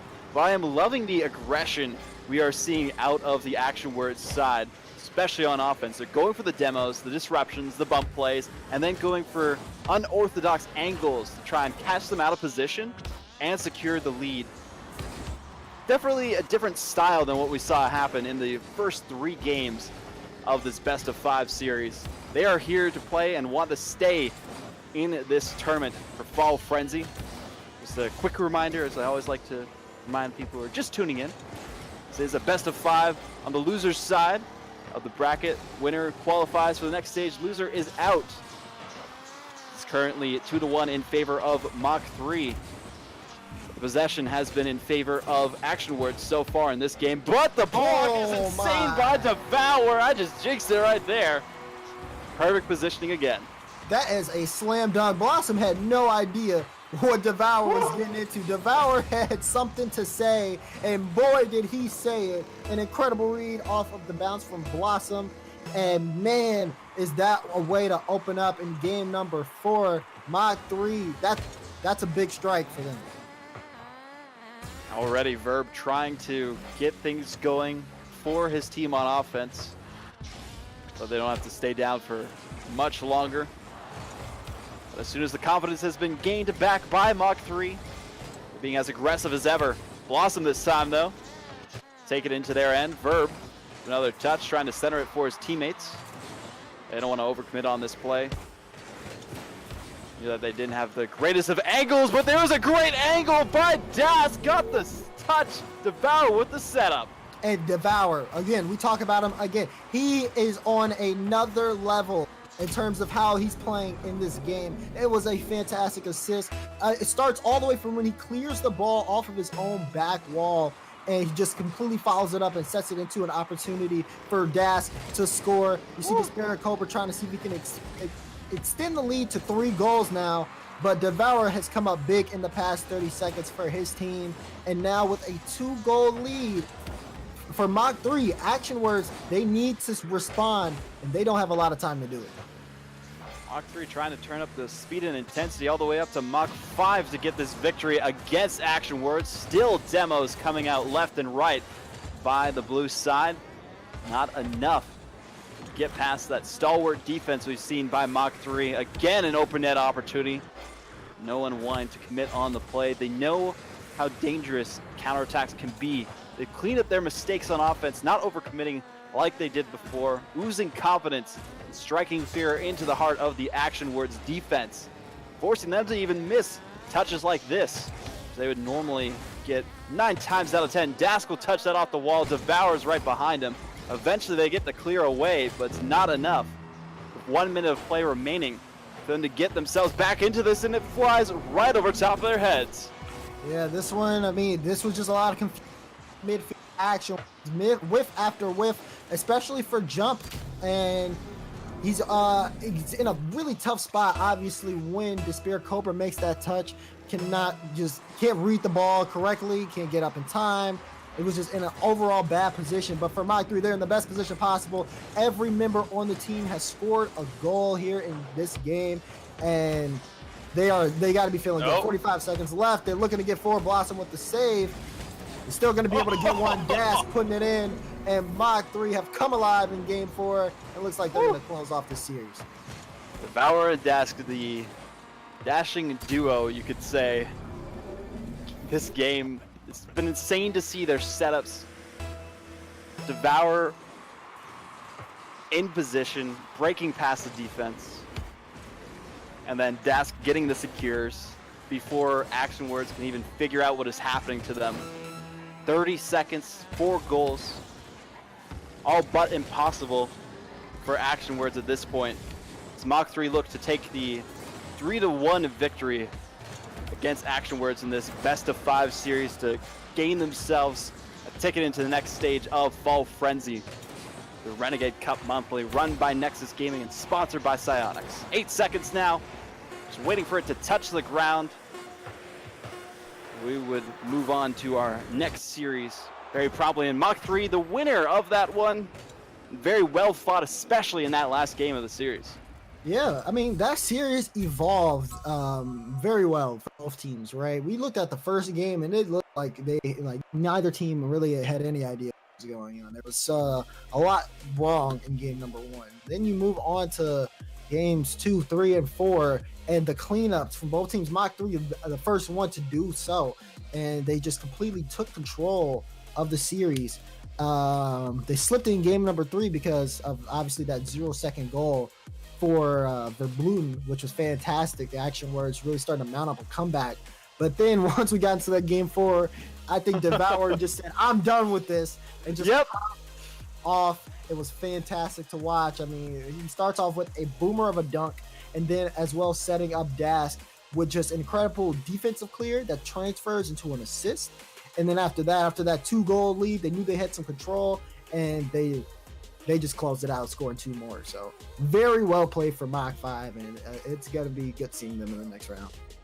Yeah, even calling them Mach 5, because that's exactly where they went in that final game. Mach 3, though, taking the victory. It's okay. It's been a long evening so far, but thank you guys for joining me, Vaudible, or Nick Ambrosic, as well as Dazarin, DeMar Williams, on the first leg of this broadcast. We are going to be taking a little break, 10 minutes to swap out some casters and have some fresh faces for you guys to enjoy and nag on. Before that, though, a quick shout out to Stump for the tier 3 sub for 2 months in a row. Thank you so much for everything you do and all the great seeding we've had so far. I'm sure he's raging a little bit in the background due to some of the results. And don't go anywhere yet again. We'll be back in just a moment with some more Fall Frenzy action.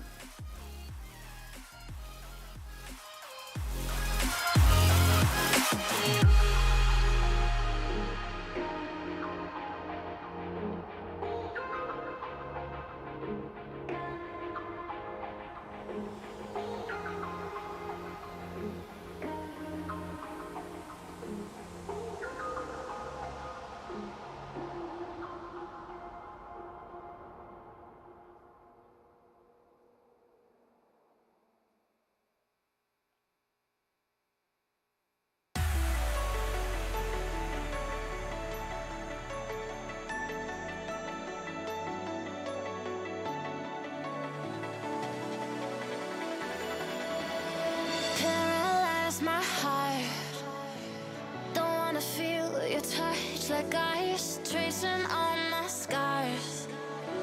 Why is it hurt on the inside? It's unforgivable, but I forgive you every time. Hard to let it go, 'cause we're intertwined.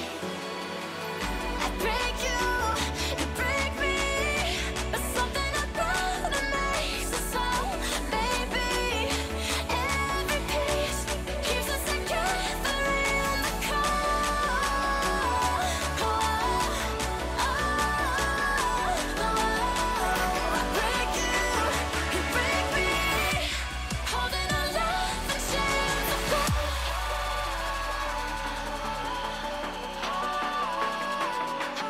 I break you break me,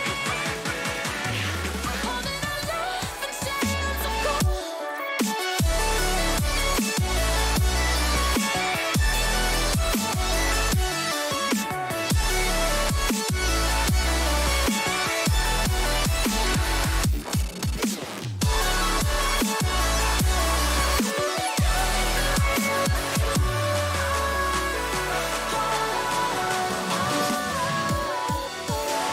Frozen in a dream, I can't escape the thoughts of you.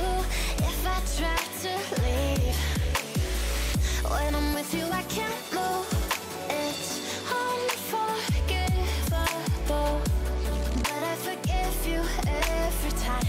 Hard to let it go, 'cause we're intertwined. I break you break me, but something about it makes us whole, baby. Every piece keeps us together in the cold.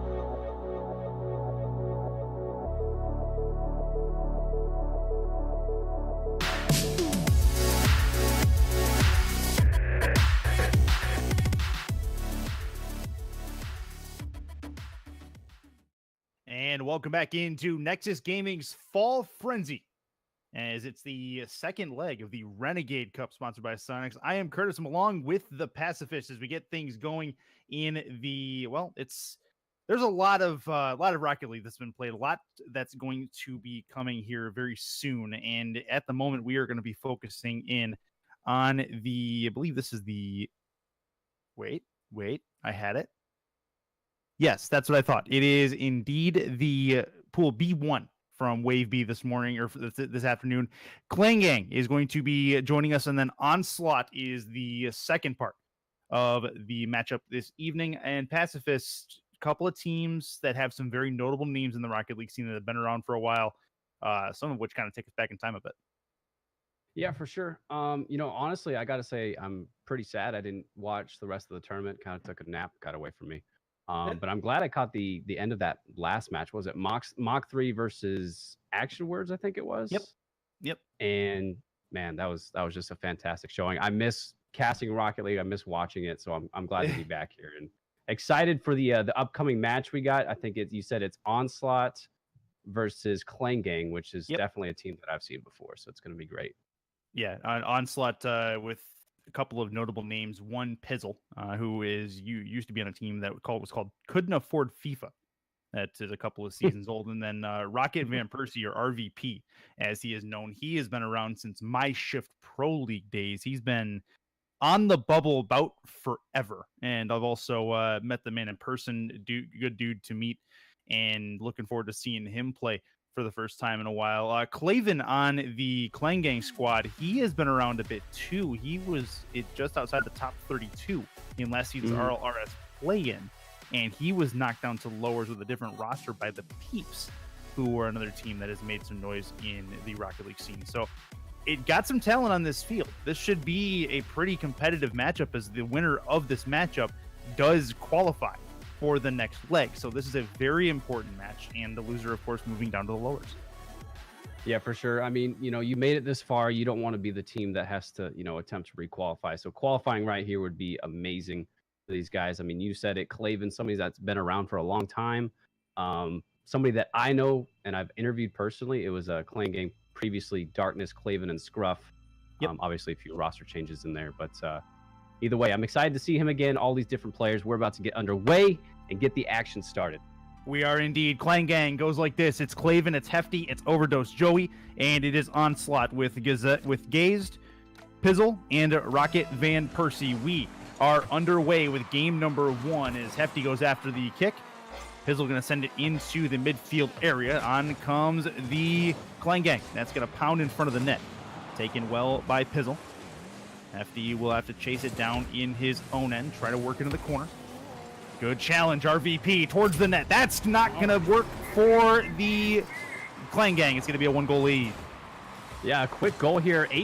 Only 18 seconds in. Just really good teamwork to get that ball in the net. And shoot, we're already underway here. Action starting quickly. Hopefully that's just maybe a misfire on Clan Gang, and they'll work the nerves out in the next few seconds.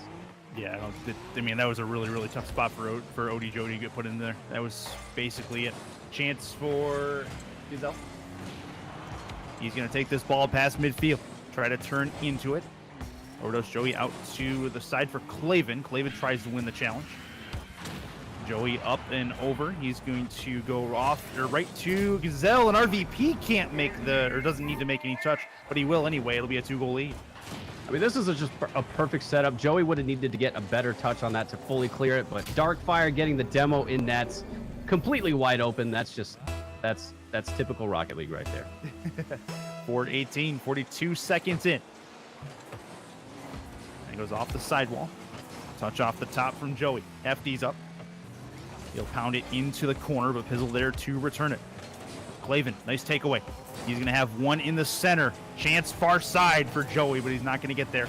And Pizzle has possession, but he loses it immediately to Hefty. Up is RVP. Gets it on the bottom of his car. Touched into the middle. This will be a chance for Gazelle if he tries to go for it, but Hefty's going to get there first. And remove this from being a threat as it'll get back to midfield. RVP comes down with it. Back to Gazelle towards the sidewall. Hefty shot, far side and near side anyway, and in. And that is a nice one from them. It'll be a 1-goal deficit. Yeah, watching this whole thing unfold there, it's just a really, I mean, Gazelle didn't get the touch that he would have wanted, and then Hefty just comes in there and sends it in the top left corner. Beautifully executed, and Clan Gang is right back in the game. Chance for Clan Gang to get back into this one. Next goal is going to be massive. Either way, that'll be a pass out to Joey. Joey gets this back to midfield. Well read. Demo going to take some problems away from Clan Gang as they can play a little bit of offense for the moment. It's immediately sent back in. Touched off the wheels. That'll eventually come right wing side. RVP gets challenged and puts it right out into the middle. Gazelle's going to miss. Pizzle has the turn. He'll keep it in the offensive zone, but Joey puts it back towards mid, only for RVP to send it all the way back in. Hefty's in a tough spot. He's going to try to land in front of it. Clan Gang not doing well at keeping the ball in the offensive end, but at least they're protecting their back line for the moment. That's going to be a chance for them to work in the offensive side for the time being, if Hefty can put it off the back wall. We approach halftime, just about to come and go, and this moment, the Clan Gang just putting it right back at Onslaught, only for Onslaught to take possession of it again. Yeah, it kind of seems like Clan Gang is getting more of these desperation clears, not controlling it as much, but at the same time, the demos from Onslaught aren't really allowing them to have that third member to push up, so they have to play a little bit more passive. I'm really holding out for Clan Gang. I have a soft spot for them just because I know a couple of the guys, but we'll see what happens as the game goes on. Still 2 minutes left to go. Good demo there from Gazelle. He might be in a tough spot, though. This will be in front. Hefty's there. Hefty off the nose. Another big demo towards the goal line. RVP with the save. They're starting to turn on the offense a little bit here. Top of the box. Chance for Pizzle. He'll put it up for RVP. Off the back. Touchdown. And Hefty is there to take that one away. Now he's got a one-on-one. Chance, and he scores. Tie game. Deuces wild with 1:47 to go.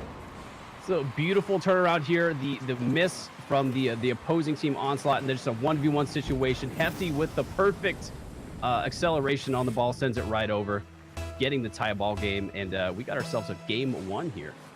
107 seconds to go in a tied game. Best of 5 series. This will be a chance for, and that's a beautiful play from RVP to cause some confusion on the offensive end, make it a 3-2 lead. Yeah, quick turnaround kickoff goal here. Just hits it, self-service off the backboard. I think Hefty was definitely looking for that, but not able to get the touch, and then right back out to Darkfire. That's 3 goals for him already. Yeah, he's been on point so far.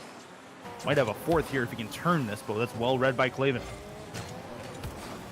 Off the back, Chance, and Pizzle is going to put this into the corner.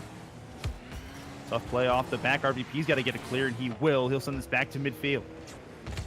Claven waits. Gazelle takes this away. This will be up and off the back, and that is Joey. Good touch, but it gets taken again by Pizzle. RVP looking to pass it into the middle. Can't get it. Hefty with the catch and release. Over the halfway line it goes with 1:06 to go. 3-2 lead, and this is getting closer and closer to being golden goal territory. And Gazelle may have taken the goal to seal it. It's a 4-2 lead. I mean, this is just more Onslaught, what we've been seeing. Just the 1-2 pass play there. Pizzle over to Gazelle. I really feel like Onslaught is working more as a team in these situations. Clan Gang a little bit more on the desperate side, but that could be me reading into it too much. Either way, 4-2 with 1 minute left to go. Clan Gang has to put it all on the line right now. And they have to get one soon, but that may not help. Gazelle off the back. Chance. Pizzle scores. 5-2 lead, and they're starting to run away with game 1. Yeah, it's looking grim here for Clan Gang. A missed touch previously. Claven really needed that clear. A little bit too much send on it, and now Onslaught with the 3-goal deficit. It's not looking too good.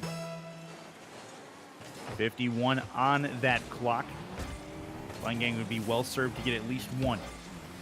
Get themselves some momentum headed into game 2. That's not going to work in their favor, though. Pizzle, Chance. Oh, that's going to be up and off the back.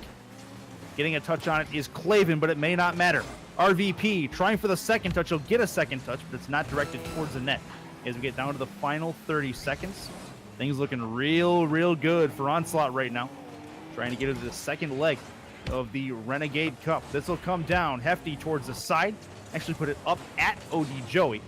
And this will be sent back. A little bit of a changeup thrown at the back wall. And that is likely going to seal things. Clan Gang, 6 seconds left on the clock. Going to go down 1-0 in this series. And they will look for a little bit of a better start going into game 2. Yeah, I mean, it kind of looks like they were just accepting defeat at this point. You see exposed Joey, or overdosed Joey, just kind of chilling in the goal at the moment. But, yeah, that's going to do it for game number 1. Clan Gang, not as strong of a showing. Onslaught really coming out here and putting on the onslaught of goals. Yeah. 5 goals in game number 1, 3 from Darkfire himself. Just really well done. I feel like Onslaught was just way quicker to the ball. And Clan Gang needs to really tighten things up in terms of rotations and maintaining possession. Yeah, RVP was the catalyst for that offense for sure, but there was an onslaught against the Clan Gang back wall, which was really important because they really made Clan Gang defend in awkward positions, which was the key. They had to basically force contact out to the sidewalls, and Onslaught was all over them, keeping the ball in. Onslaught won the possession game, they won the shots game, they won the opportunities game, and they won the game more or less because of that. So good work from Onslaught. We'll see if they can continue that in game number 2. But Clan Gang going to need a much better start. They're going to need to try to force the issue in the offensive end. For sure. You know, I definitely want to see Clan Gang defending that back wall. I think Vaudeville and Dazrin said it as well. Defend the back wall or you lose. And that definitely showed here with Clan Gang. There was a couple of misses off that back wall, and it just opened the net wide open. But as well, the demos coming out from Onslaught, they just had pretty much every piece of arsenal that they could have in this game, and all the pieces coming together to give them the advantage in each and every goal that they had. So we'll see what happens here in game number 2. I'm still holding out for Clan Gang. They have a soft spot, or I have a soft spot for them. Yeah, but we'll see what happens. Well, you have a soft spot for them. I've got a little bit of a soft spot for the Onslaught guys. So it goes both ways on that. Farmstead, the site, game 2 about to get going as we get this series really underway. Feeling out process, I think, is sufficiently done as these two teams get going. Clan Gang, they need to force the issue. That they need to be quicker to the ball. They need to be a little bit more read heavy and not reaction heavy in their game, and that'll be a nice start. But winner of this, of course, gets into the second leg of the Fall Frenzy. Appreciate you guys being with us and spending your evening with us here at Nexus Gaming. And a huge thank you to everybody in the background that's doing a wonderful job of putting this on and keeping everything organized as we are just about to get underway in this second game of a best of 5 as we are underway with 5 minutes on that clock. There's one to the offensive end. Taken in by Hefty. Hefty will defer. Chance for Joey. And things moving very odd right now. I think we lost a couple of people, so I think yeah. That's sure we're probably going to get a restart out of this or something. Yeah, I guess Darkfire's his game is glitched or something like that. So we're gonna get a quick reset. Yeah. RVP Darkfire. Yes. Yeah. So that is going to be a reset. We'll get the lobby going again in just a moment as we come back to us. But the way, if you guys are just joining the action and haven't really seen much of what has been happening, it's been it's been interesting. It's we've had 2 waves of different players. There have been 60 teams, I believe, that were entered in, with 15 in each pool, if I'm right, is how it more or less shook out. I gotta check the numbers on that, but either way, it's double elim. So that's it makes things fun, because if you go down the first round, you're not necessarily out of it. You can have that magical run in the bottom of the bracket and go from there. So yeah, should be fun the rest of the way. Yeah, I mean, I'm excited to see what happens with this next match, for sure. I would like to see Clangang kind of step it up, like you said, defend their backboard first and foremost, and then making more calculated decisions instead of just getting the ball away. You know, you need to control the ball a little bit more, and really just, you know, mark your territory on the field. So we'll see what happens. Looks like the lobby has been remade, so we should be getting underway here shortly. And man, I'm excited. You know, I love seeing teams like this putting everything on the line, especially if it's a qualifying match. Yep, it should be good. Should be good. Wait for them to start joining. We'll get this one going. I think everybody is ready to go, and we are about to get underway again. Hopefully everybody's ping is back where it needs to be, and we can have a good competitive game in this round. First one went the way of Onslaught. We'll see if that continues. We are about to get underway, and we are indeed a go. One more time. Game 2, take 2. As we'll go into the Onslaught corner first. Chance for Joey. Back towards Hefty. Hefty shot on. Well read by Gazelle. He'll put it up the sidewall. Down for Claven. That goes underneath Pizzle. That could be a problem, but RVP is going to read that. Get it back towards midfield, and a nice takeaway by Pizzle again. Trading possession back and forth. That will play off the lateral wall. Chance towards the net, and Claven takes that one away as we're about 32 seconds in. Onslaught looking to pour the pressure on a little bit, but a little bit better contact so far from Clangang has at least kept it away from their own net. Back towards mid. That's going to pop into the air. Touched over the halfway line. Joey's up. Joey, one touch. Good read from Gazelle, who put this back towards the sidewall, but Claven's there. Hefty into the middle, but that shot's a little bit wide of its intended target. Up left wing. This will be off the back in a well-touched ball off the nose for RVP. He's going to have a touch here off the back. Can he get the double? Good defensive play by Claven. Minute 15 in, still scoreless. Yeah, I mean, the defense you see here from Clangang has been a bit better. The touches that they needed off the backboard, they managed to get. And much quieter game in terms of goals, but I think these teams are a little bit more evenly matched at this point. Clangang tightening things up, and I'm excited to see how this one progresses. This will be back into the Clangang end. Towards the side. Chance for Pizzle to possibly turn. That's going to be towards the net, but RVP equals to it. Right wing side, Gazelle with a clear. Touched into the corner. RVP going to play 1v1 defense here. He will win that battle. Up and over one. Gazelle needs it. He's got it. 1-0 lead for Onslaught. First strike, 2 minutes in. I mean, this is just amazing mechanical skill. RVP sending it out to the center. Easy touch for Gazelle, just right out there. I think Joey wasn't expecting that second touch there. But, you know, still 3 minutes left of gameplay. Not as large of a score threshold here.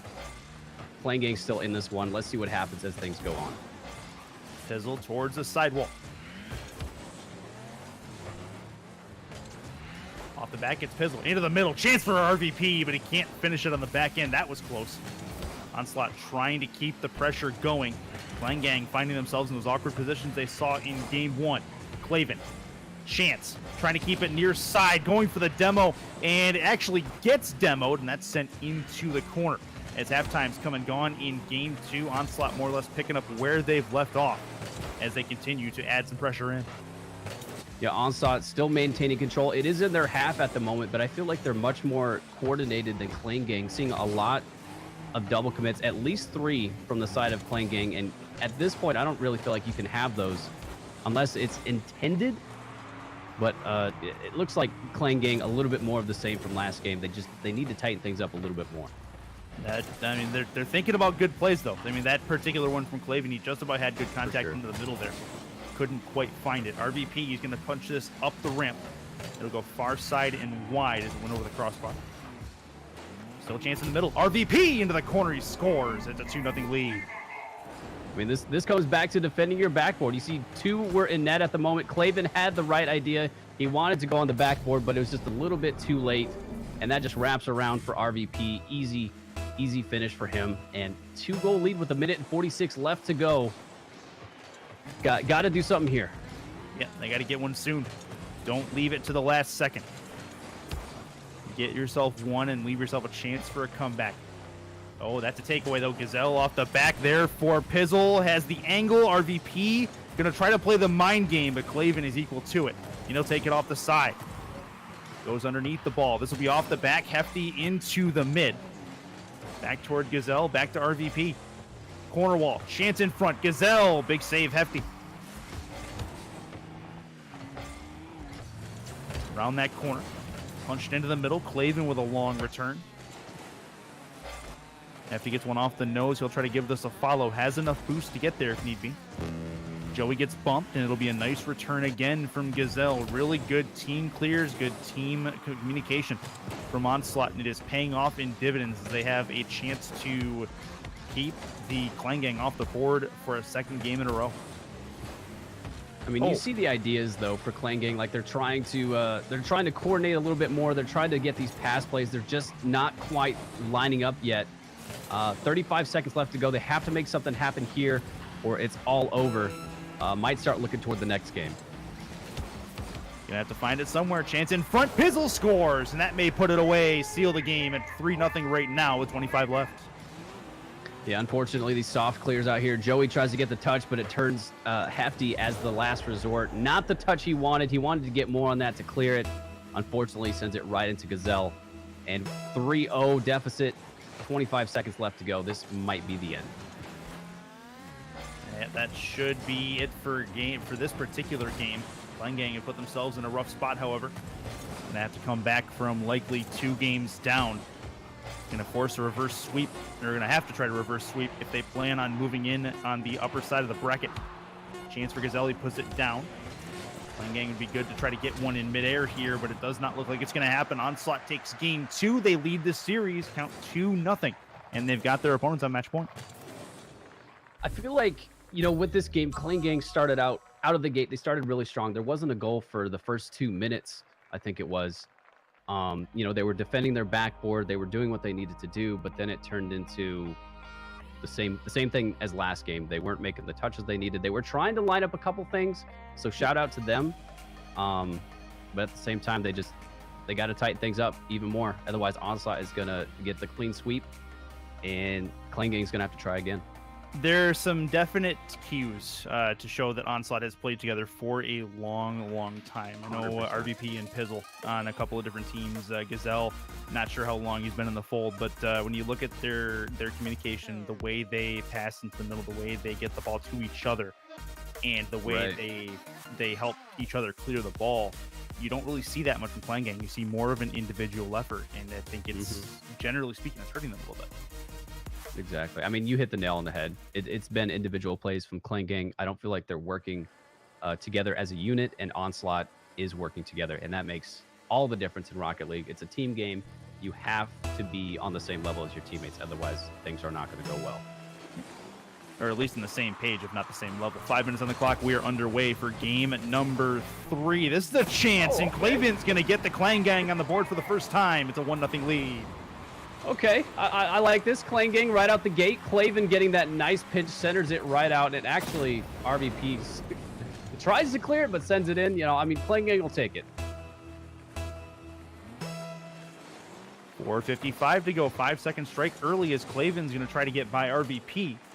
They're going to play chicken up the wall here. Chance for Gazelle as he's going to put this into the middle. All of a sudden, Clan Gang trying to find something. That's an angled shot that Gazelle is equal to. That was close. Pass into the middle. Claven's going to go off the back. Hefty's going to work on a follow. He's going to need a little bit of help here. That's still a chance in front. OD Joey can't hit it, and Pizzle will eventually get the clear. That was close, as they have very close to taking a 2-goal lead in this third game and giving Onslaught a little bit of a run for their money. Yeah, Clan Gang coming out here with a bit of a showing at the start. If they can continue, it might have overstayed their welcome. Manages to get the save. Hefty getting back in time. But, Clan Gang looking a lot better. Onslaught in the previous engagement didn't defend their backboard. And Clan Gang almost capitalized. But, a minute has gone by. Clan Gang still in the lead. Joey's going to go hard off the back looking for Claven. Claven couldn't quite finish it. It'll fall vertically down towards the goal line. Cleared back to the left wing, off the back, but Gazelle is going to clear that one aside. Good work. Minute 15 in. Pass into the middle. Onslaught looking to get back into this game. Gazelle into that corner. He'll win the challenge. Looking for a pass into the middle. You see Pizzle trying to get there. RVP lurking towards the midfield. Hefty's going to work 1v1. Tried the flick, but RVP is equal to that as we play a minute 25 in. Here comes Onslaught. Looking for a pass is Gazelle. He has Pizzle waiting in the middle, but that'll go wide of the intended target. And it is still a 1-0 lead with 3:15 to go. Yeah, you saw the demo play attempt there from Onslaught. RVP getting a demo on one of the Clan Gang members. Almost opened up the net wide open, but in fact, it's looking like it did its job because they're kind of, Clan Gang's kind of stuck in their own half at the moment, and the pressure is mounting from Onslaught. Pressure is indeed mounting. They'll try to continue it here. RVP trying to find it. Off the intersection, it'll eventually come down. Gazelle is there. Up the corner. Chance that goes into the middle unintentionally from Claven. Onslaught can't take advantage just yet. That'll be a send back to midfield. Joey takes it, but he will lose it at the midfield line thanks to RVP. Good return. Gazelle gets it back to Hefty. Hefty with the touch off the hood towards midfield, but RVP will take it. Chance for Pizzle, near side, save Claven.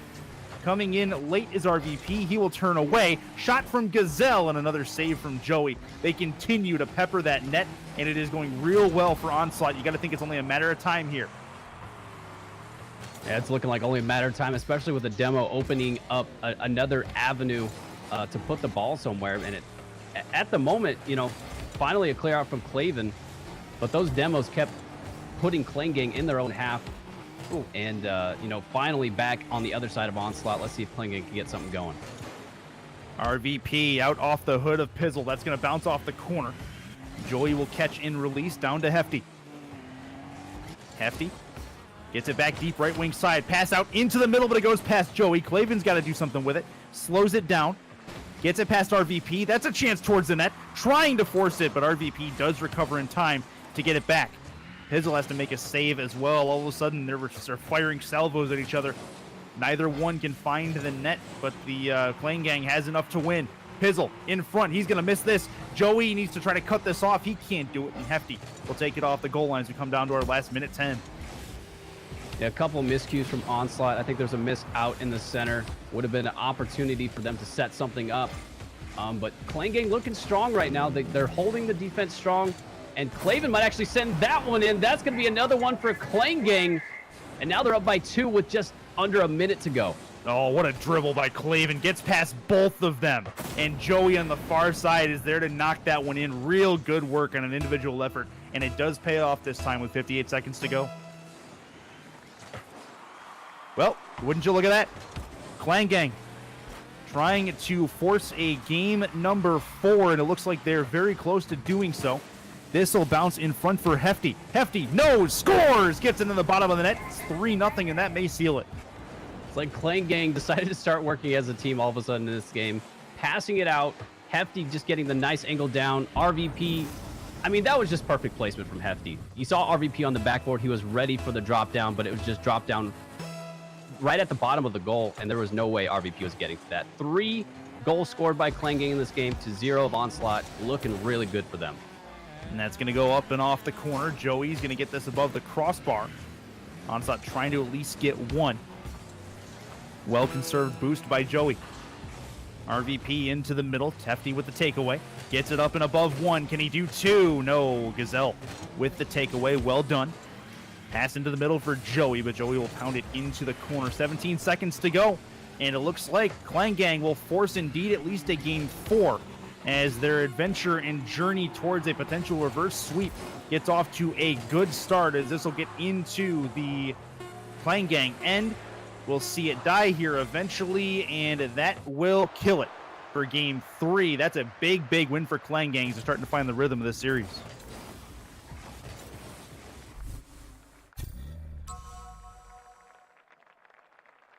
No, that'll work. So honestly, I feel like that started at the beginning of the game. The Clan Gang managing to get that goal at the beginning gave them the momentum to continue on and do what they needed to do. And it seemed like Onslaught, they weren't able to break the defense of Clan Gang. They had a couple opportunities that I think were missed opportunities that they could have capitalized on. But overall, that was a great showing from Clan Gang. And I'm excited to get into game number 5 here, or game number 4. Game number 4. And, see if they can keep the ball rolling. Yeah, that was good. Clan Gang just seemed to speed up a little bit, and it was really, really fun to see them. They played more proactive Rocket League. More confident. To work. Yeah, they were much more confident. That's a good word for it. They were much more confident in their touches. They touched the ball with intent, as opposed to just sending it all the way back downfield for Onslaught to take back into their zone. Exactly. That makes all the difference. Just intent instead of just clearing it desperately, like trying to get it out of your own zone. When you make those calculated touches, you're more confident with the ball, and that it just makes such a huge difference to move it downfield, knowing that your teammate's right there. You can pass it to them. You're thinking of all these things in your head. I'm excited for this next game. See if things can continue going in the way of Clan Gang, or if Onslaught is going to snuff them out right here. Well, the start of this game is going to be crucial, because it really will tell us if Clan Gang can continue that momentum, or if Onslaught's going to be able to slow it down and bring it back to their pace. So we shall see. We'll know very, very soon as the players are in position. 5 minutes about to go on the clock in 3 seconds, counting down to get this one going. Game number 4 is officially underway, and Clan Gang will put it into Onslaught's territory to get us started. Chance for RVP in his own zone. That's a problem for Onslaught, and Joey's going to get the first strike for Clan Gang. It's a 1-0 lead. Well, we said it. It might be just a replay of the last game, not quite 5 seconds, but a missed touch from RVP. He wanted to put it more off to the side. Unfortunately, drops it right down to Joey, and he's like, "Yep, thanks. I'll take this." Sends it right in. Beautiful early game for Clan Gang, and if they can keep this momentum like last game, it's going to look good for them. Yep, that's a good start. That's exactly the start they needed. This will be into the Onslaught end. Punches it down. Pizzle's going to be towards that offensive net. Off the crossbar it goes. Still a chance for Gazelle. Towards the net, it's going to find its way home. And we are tied up at 1 apiece. Dangerous. I almost feel like Clan Gang kind of gave up on that one. Like Hefty was like, "Oh no, that one's in." But then Gazelle sends it in. The perfect angle. I think Claven might have actually helped that one in. I'm not entirely sure unless we could slow it down. Either way, that's all tied up here. 30 seconds left to go. We've got a clean slate for both teams. Up the sidewall. Hefty will take it around. Even at 1 at the moment. RVP's going to lose this, though. This is a chance, and it looks like neither one of the Clan Gang members other than Joey can get their mitts on that ball. Off the back. That's a shot. Far side. Saved by Hefty. Gets it up and over 1. Read well by RVP, but he gets challenged at midfield, and coming in is Gazelle. Put it into the corner. The follow. Taken aside. That's off the back. Coming in Hefty. He'll remove it from the goal line, and it goes back to midfield for a pass into the middle. Well taken away. Left wing side. Joey's going to put it up the ramp. If RVP's not careful, this will come down in frame, but he does get good contact back towards the sidewalls. We play about a minute and a half in. This is a chance. Save again as Gazelle gets in front of it. Game even at 1. Well sent in by Gazelle. Looking for one touch into frame. Chance for RVP. Towards that net. Crossbar and down, but Claven up above the bar is going to take that one away. Still a chance. Bouncing right side for Hefty, and he'll get the defensive touch. And again, Clan Gang working on defense in front of their own net in a dangerous spot. Onslaught starting to find their groove a bit. Yeah, I feel like that keeps happening with Clan Gang. But what I'm seeing mostly is Onslaught. They're really controlling those side boosts a lot more. So it's keeping Clan Gang from making these big clears. Like they're just stuck in their own little quarter half. And until they can get a big clear and get it out of their own half, grab some boost and move forward, this is going to keep happening. And eventually Onslaught will score. Well, eventually the Clan Gang will be able to clear it away, and they do so here. This will be off the back. Chance in front. Joey's going to miss. Still a chance for Claven. Claven towards the back wall. He can't put it home, and Onslaught's going to try to return fire back the other way. Pass into the middle. Pizzle's going to try to attack it. He's going to be a little bit late to it, and back the other way comes Clan Gang. 2:26 to go. Halftime come and gone. The slowdown from Hefty. Past one, but not past RVP as he waits patiently on the goal line and sends it deep into Clan Gang territory. Right wing side. Punching it off the ceiling. Claven off the back. Good touch off the nose from Gazelle. Hefty will wait. Passing into the middle. Hefty will turn. Nope, he will not. Actually, he'll turn away from it. The pinch play does go in the favor of Clan Gang. Back deep against the Onslaught. Back walls would come down to the last about 105 seconds. That demo could set the Clan Gang up offensively. Hefty with a shot and a save by Gazelle. And Clan Gang will work to set it up into the middle. Clan Gang they got it! Hefty 2-1 lead with 97 on the clock. I saw this coming right as I'm about to say something. I was like, this is the chance. You know, Onslaught was definitely on the back foot. Joey centers it for Hefty.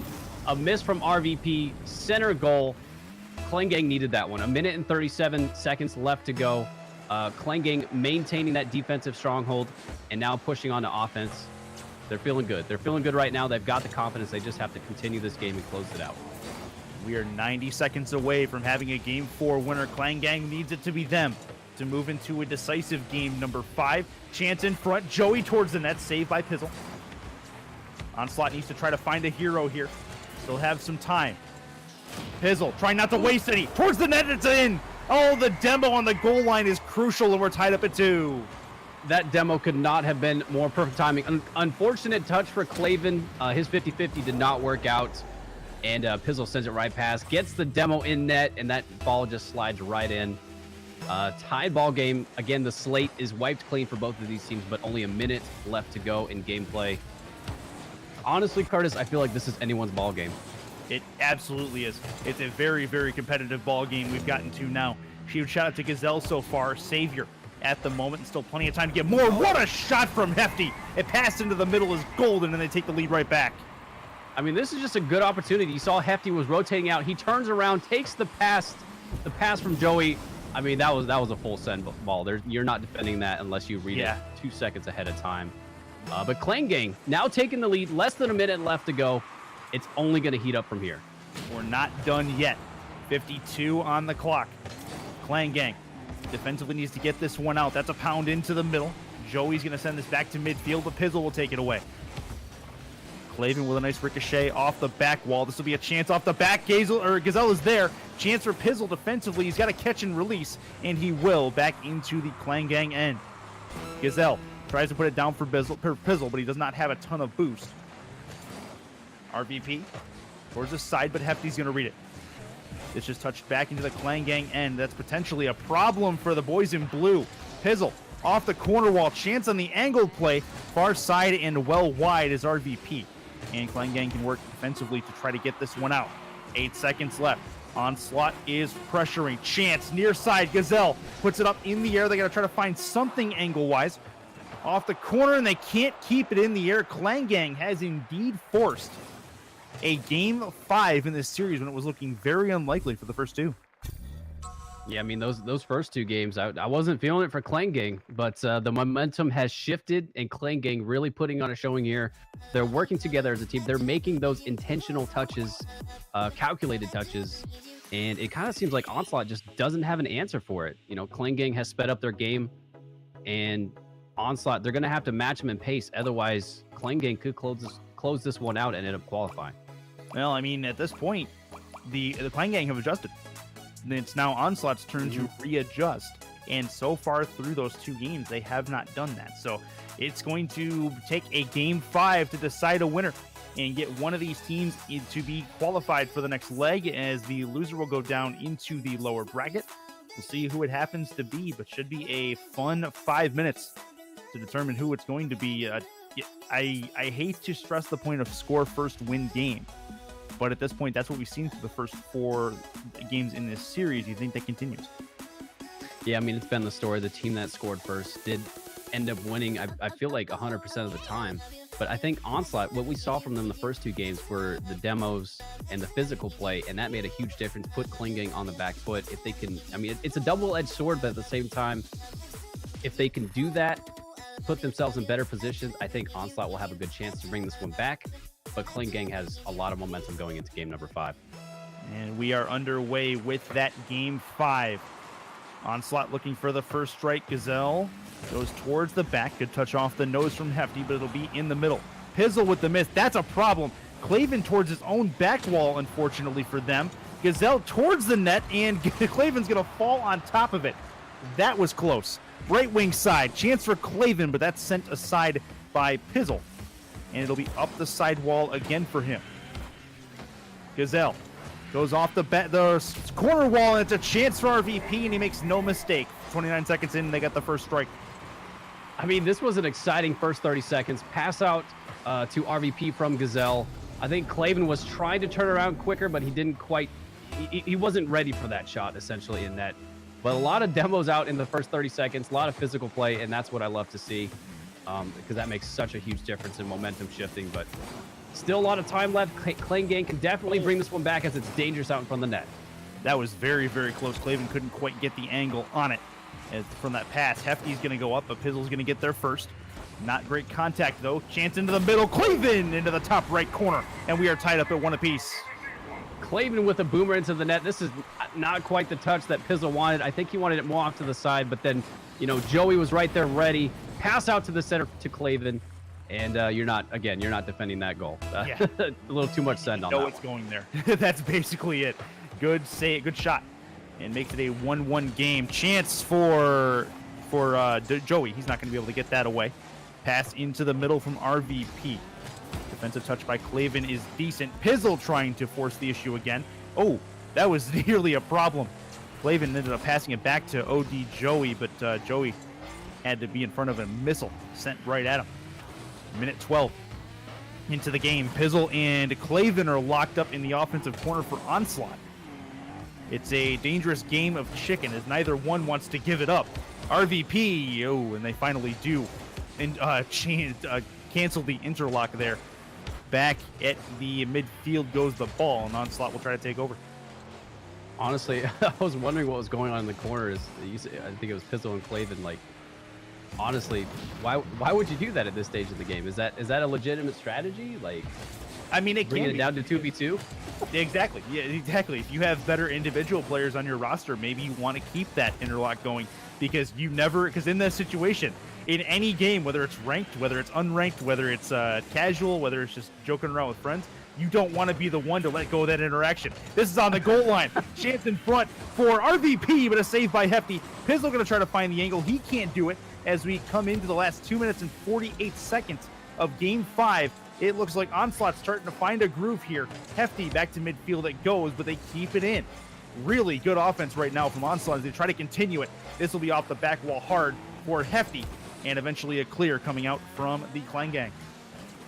Yeah, I mean, it's a clear, but it's a midfield clear at the same time. Onslaught really putting on the pressure right now. They're controlling that boost. They're not allowing Klingang to get out of their own half, but a miss from RVP might be an opportunity from Klingang. Gazelle waits for Rocket Van Persie. That's going to be a touch into the middle, but it goes well beyond the destination he was looking for. Chance Pizzle into the offensive corner. Gazelle, Chance Pizzle with the bump. That's going to fly in front for Percy, and that's not going to work. 2 minutes left, 120 seconds. That's a chance in front. They score! Hefty gives them back the lead. It's 2-1. Unfortunately, I don't think that was actually going in based on this angle that if I can see it here. No, that was not going in. Gazelle just wanted to get a touch on it. He didn't have to touch it at that moment. He actually helps out Klingang. Now up by 1 with 2 minutes left to go. Sad mistake. They can definitely come back from it, but man, you hate to see it. No, that's a big turnaround in momentum as well for all the offense Onslaught had. All of a sudden, Klingang has a lead. They're going to try to add one more. Chance for Hefty into the middle. He was looking to try to find the angle, and it's just wide. Onslaught needs a hero with 1:41 to go. They have a chance. Shot is on target. Ooh. Hefty with a great save. Keeps that one away with 95 seconds left. It remains a 2-1 game. Remember that if RVP and company cannot come back. Chance into the middle for Hefty. Hefty goes towards that net. It's going to find its way home from Joey with 1:25 to go. This might have been a little bit excessive, but I still love the play from Joey. Hefty sending it in. Might have been crossbar, but either way, I love the showing from Joey there. Getting the 2-goal lead for Clan Gang. They're continuing that momentum. Onslaught has to change up gameplay here if they want to continue. Just about 80 seconds to go. Onslaught needs a goal. Don't leave the last goal to the last few seconds. Big demo from Pizzle. At least cuts off the offense a little bit. Gazelle out to the mid. Off the nose comes Hefty as he will respawn. But it looks like it's going to be a chance into the middle for Gazelle to clear it after a nice shot. Pizzle.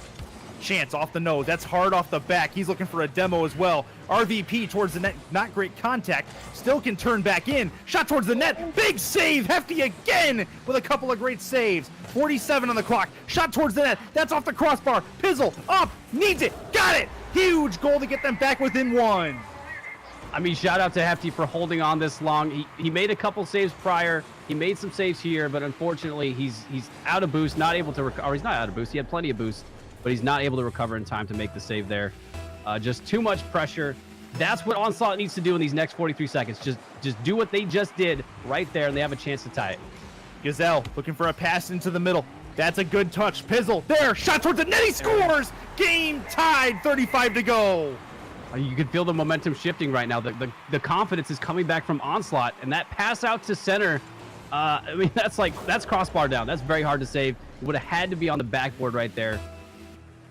Oh man, this is gonna be a nail biter, Curtis. This is. It doesn't count if it's not Bardowski's, I think is what some hockey players would say. This is a chance for Onslaught to get this one back towards the net. Clan Gang now looking at an even game. They got to do more work to try to seal this reverse sweep. Chance for RVP. It's pounded towards the middle. Clavin at the Onslaught net. They'll pound off the corner wall. Gazelle, good bump off that boost pad. RVP out to Gazelle. Gazelle trying to read it. Has the dribble play. Hefty with the removal and a long return. Pass off the back. Are they going to do this? Oh, it's off the post. Chance in front. Clavin can't make contact, and I do believe it's a pass. Joey is up. Clavin's going to lurk. RVP trying to kill it looks like, and it indeed will hit the ground. 3-3 overtime. Next goal wins the series. I was actually holding my breath that entire last 15 seconds, and while the ball was in the air, I was like, not like this isn't going to happen. But it did not. It looked like Clavin and I think Joey were kind of tied up there. If they had gotten another touch, maybe. But either way, this is an exciting way to close out this series. And again, it's anyone's ball game right now. Oh, that's going to be off the crossbar, coming down eventually. Rocket Van Persie with the clear. Chance for Pizzle. It'll bound off the corner. Gazelle back over the midfield line. That's going to go high into the air from Joey. Joey going to try to follow this. Well read by RVP. He'll get it above the crossbar down to Pizzle. Pizzle will leave this alone. The pinch play from Clavin and company is going to send this into the offensive corner. RVP reads it first. In comes Hefty. He's had a couple of great saves in this game to keep this game at an even score. Shot towards the net. Pizzle is equal to it. Still a chance for Joey. It's going to go off the back. And Pizzle will get this off the sidewall. Chance. That's going to go off the back. Joey again. He's got it. Bounce shot is going to go wide of the left post. Minute gone in OT. And each team trying to find a winner to move into the qualifying stage. This is a chance in front. Empty net. And RVP is going to get the clear. And it looks like Onslaught will be able to clear their back line again. Yeah, I mean, you said it. Onslaught really needs to get the clear out of there. Clan Gang is putting on immense amounts of pressure right here. Finally getting into the half of Clan Gang. But, I mean, with a teammate being demoed, now they're having to rotate back. Looks like Clan Gang going to take possession again. Oh, man, this is too much. Oh, that was close, sis. Clavin jumps in front of that pass. This will be a play up the ramp. Passed into the middle, but it's going to be well beyond the right post. Gazelle doesn't care. He's going to try for it anyway. Joey gets a touch. Hefty's going to work on a follow. Clavin working back a little bit. He'll jump in now, but he will miss the ball. Chance, right wing side. That's a seed towards the net. Hefty, with his third epic save of the game, is on target with this. and Pizzle will recover in his own end by deferring to Gazelle. I mean, just look at the shot count here. It's 15 shots to only 6, but 3 goals for Klangang. It's absolutely insane. Onslaught has been putting on a showing, but the defense from Klangang has been holding strong. They have to continue right here. That's dangerous! That's going to be it for RVP, sending it in. Onslaught winning the game.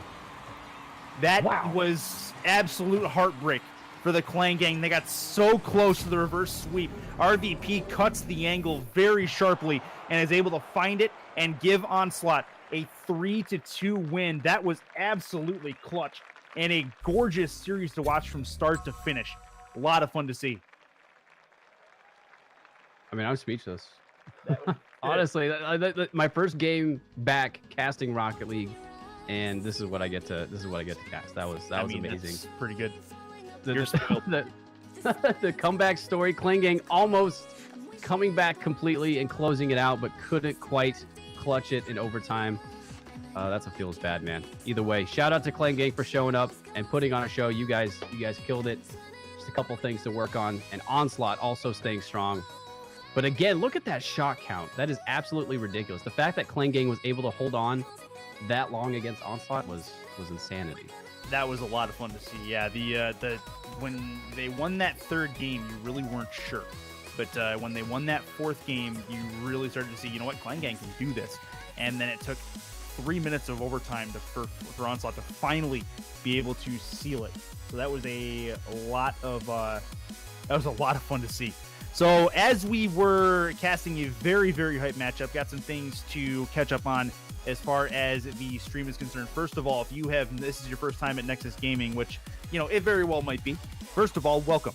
Second of all, if you want notifications as to when we go live, hit that follow button up above the video window, or if you're on mobile, hit the follow button that's pretty plainly marked. And you can definitely help support Nexus with that subscribe button if you choose to. We definitely appreciate any and all support. And as we get into it, a couple of subs that came through. That is the Tall Guy with a tier 1 sub. Thank you very much for that. And there's a couple more that have popped in through. Oh, it's Dr. Chris PhD. Look at that. That's another one that was a tier 1. And catching up, I think that's it for right now. I'm sure somebody will correct me, but either way, thank you guys very, very much for the support. Very much appreciated. And yeah, that's good stuff so far. That's a heck of a first series to get ourselves warmed up. Pacifists, as we get into the second matchup, they have a lot to live up to. I mean, yeah. I mean, if that is showing what the next matches are going to be, or if they're going to get even better from there, then man, I'm excited. But unfortunately, it looks like we're going to have to take a quick 5-minute break while we get the next match set up. But either way, man, I'm excited to be back here. Hopefully you guys are enjoying the show, and much more to come. Yeah, absolutely. You guys stay right there. We've got more of the Nexus Gaming Fall Frenzy. And it's the Renegade Cup, sponsored by Sonics. We'll be right back.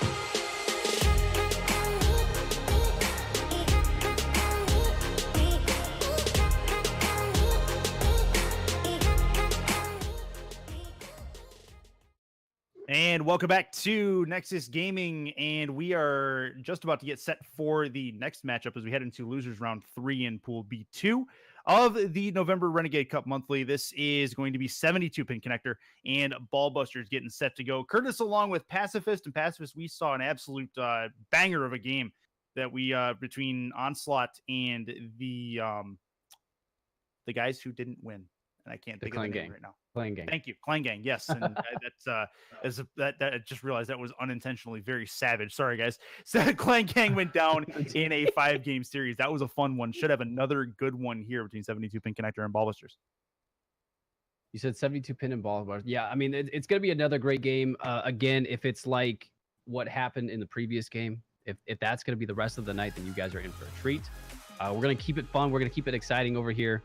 But you know, the next match is going to be starting very shortly. So hopefully you guys enjoy. And yeah, here we go. Yeah, BP67, Seb, and Didi for the 72-pin connectors. Destin, Tyler, and Codex Evolution for the Ballbusters as we are about to get underway. DFH the site as we go back to a more traditional Rocket League map. DFH been around since the onset. Been a lot of fun. It has seen a lot of really, really good games from every big tournament out there. So I mean, I've seen Seb, I've seen Didi. That about covers it for all of the players that I've seen in this particular matchup before. But that's the nice part about these cups, is that you get to see some people that are on the bigger stage that you don't get to see, and they get to show what they're made of. Yeah, I mean, that's something I definitely wanted to touch on before this game got started. Is these types of tournaments are beautiful, right? Like I was reading the rules, and like RLCS people are not allowed to play in this. Like this is specifically for like people that have been grinding, people that haven't made a name for themselves yet, and they're given an opportunity to make a name for themselves. So this is fantastic. I love this. And yeah, this is good stuff. Good stuff all the way through. Lots of fun left to be had, as this is just the first night of qualifiers. We still got a whole nother night of qualifiers to go tomorrow night, and that I believe starts at 7 as well. So get your hats on for that, and definitely meet us here. We've got more competitive Rocket League on the way here on this very Twitch channel. So we are just about ready to go here in this matchup. Winner of this matchup, as we hit, this is the lower bracket round 3. They qualify. They move into the next leg. So it's important if you, well, I mean, it's being that it's double elim. This is your last chance to get in. So these two teams looking to make a statement in this first game. Yep, it's all out on the line for them right now, and you know that goes back to Clan Gang as well, as they still have a chance. Now in the lower bracket, so we might see them again tonight. Fair enough. 5 minutes on the clock. We are underway. Game 1. It's immediately going to be Seb who tries for the challenge.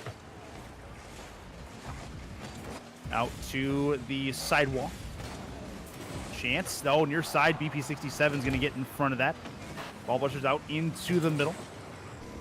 Seb towards the side, looking to dribble it past Destin, but it's not going to work. Didi towards the net with a little bit of help from Seb, and that's going to be a save coming out. BP67 trying to force it. And Destin with a long pass out for Codex. Codex into the right wing side towards the back wall, and it'll eventually be cleared away.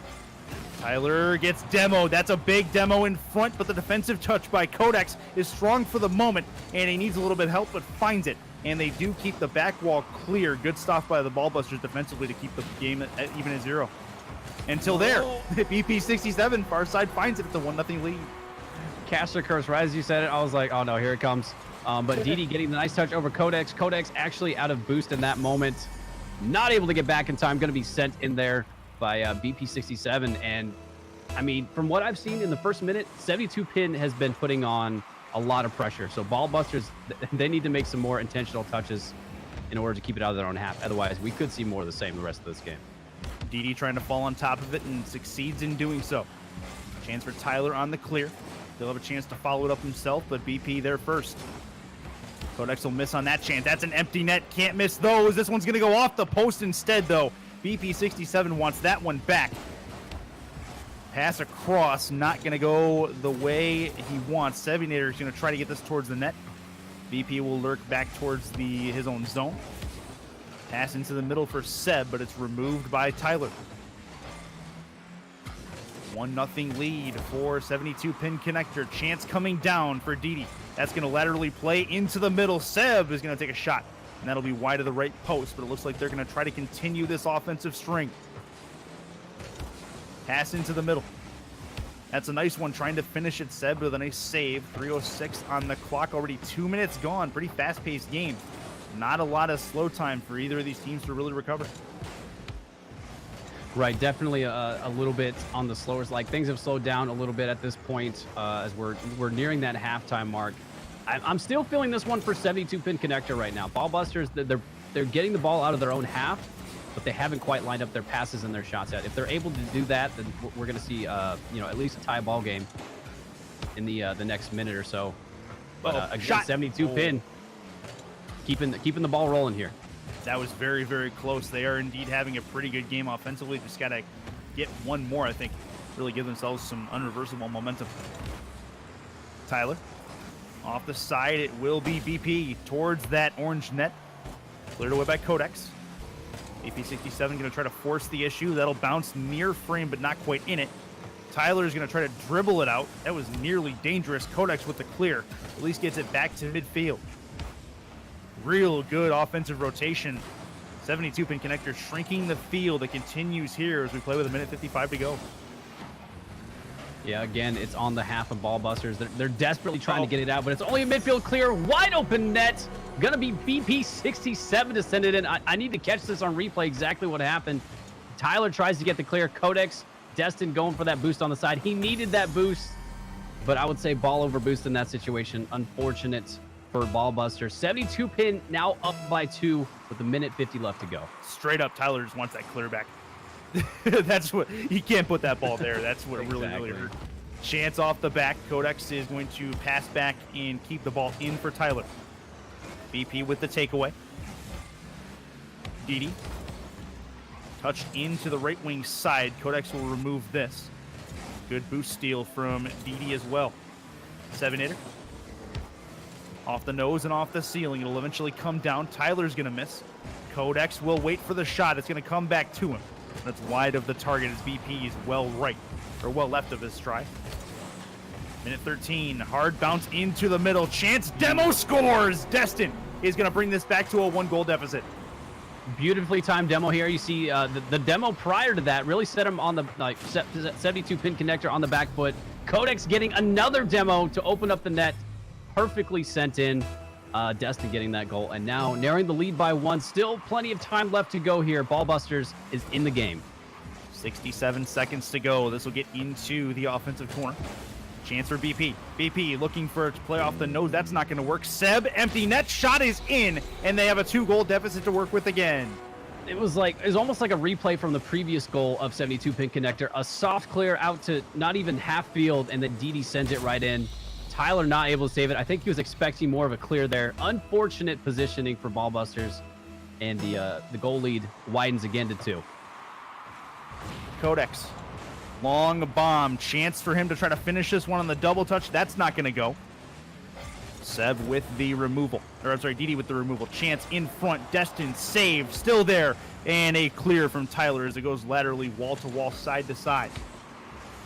That's a touch midfield.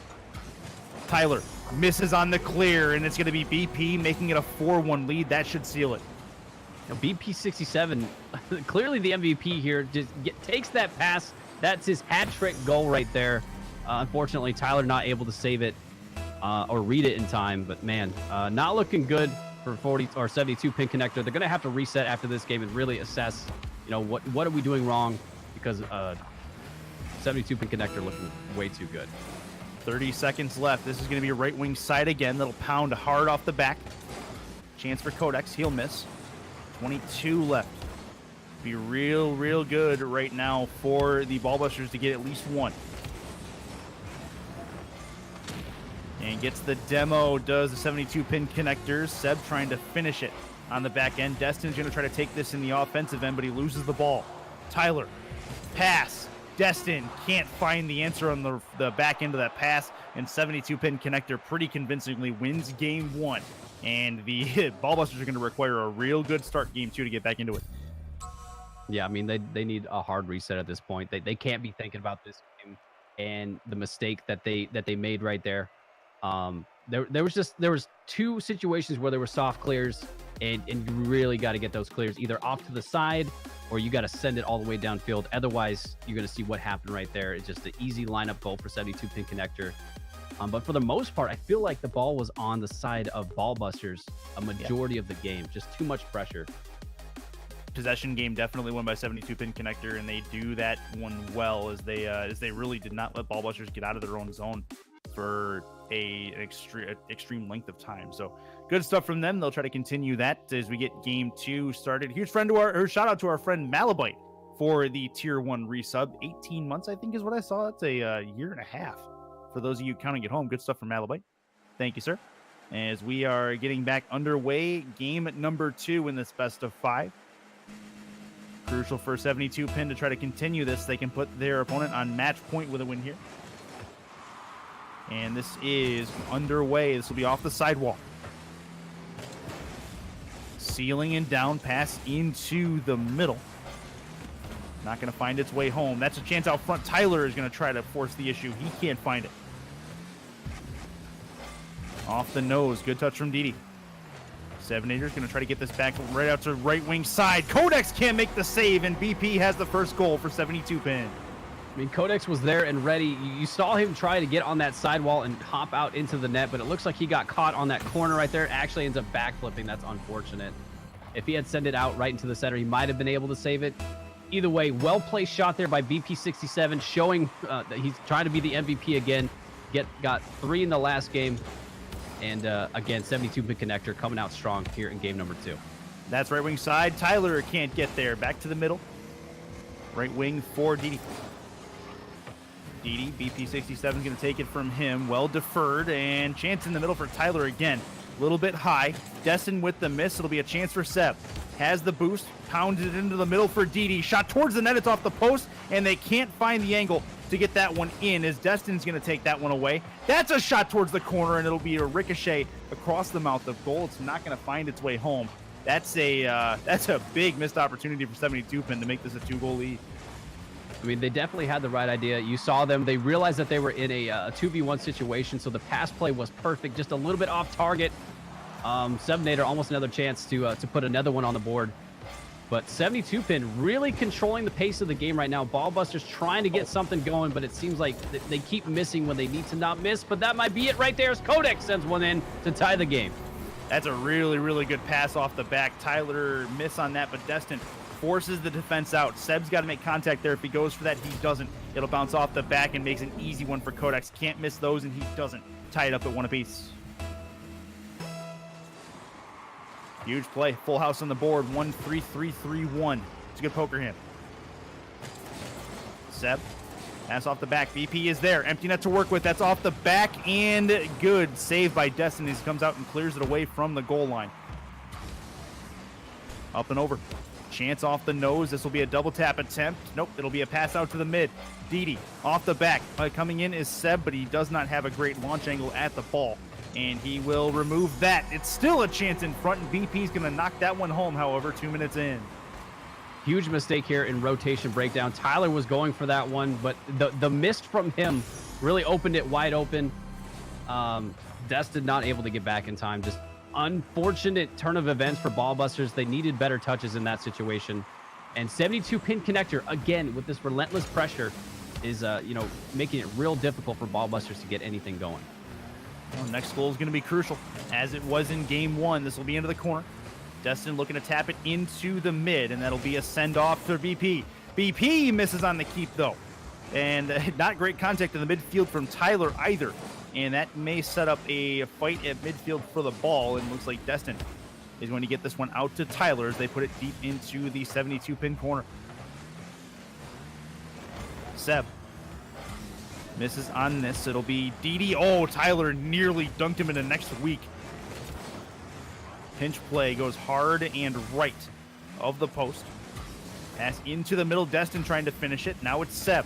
He'll defer to Didi. Tyler with the touch at least. Gets it past 1, but not 2. And with 2:10 to go, it'll be on the Ballbusters to get this one back towards the net. and try to get this game tied up. They can't do it in this particular leg, though, as we're down to the last 120 seconds of gameplay in a 2-1 contest. Yeah, I mean, I want to give a shout out to Ballbusters. They were doing a really good job on their previous possession to maintain control of that boost as they're looking for another opportunity right here, but just not enough capitalization on controlling that boost, and not enough. What's the word I'm looking for? Not enough effort on the ball to really project it into the goal. Still a lot of time left, though. Ballbusters looking a lot healthier this time around, at least this part of the half. So it's anyone's ball game. BP looking to get this defensively out of his own corner, but the Ballbusters putting on some pressure here. Not letting 72 pin out of their own end. This will be off the back. Tyler's there, and a good save by Seb as he gets up just in the nick of time.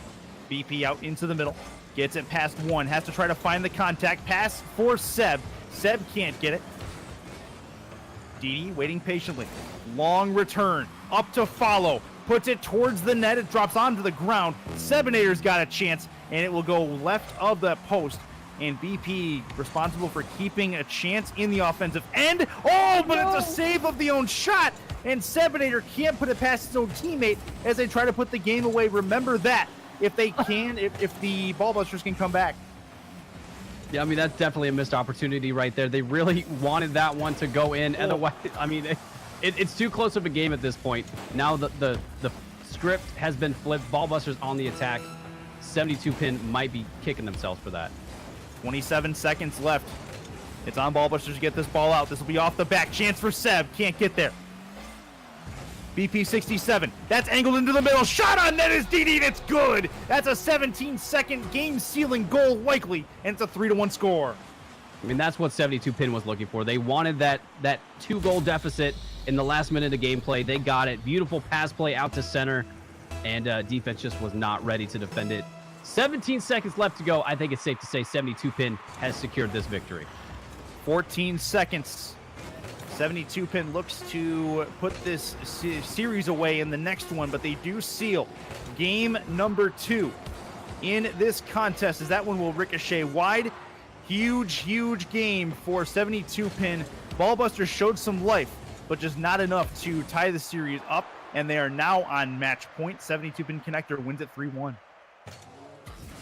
I feel like the pressure from 72 was just too much. Whenever they're on defense, you notice that their spread is really good. I didn't see a lot of double commits from 72, so they were really just well-rounded, on defense and on offense, looking for each other offensively, and then defensively not double committing, and not, just playing good standard Rocket League. From the opposite side, it kind of felt like they were a little bit on the desperate, kind of shooting and hoping this would work.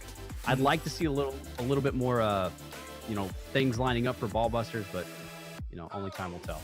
A little bit more intent and calculation.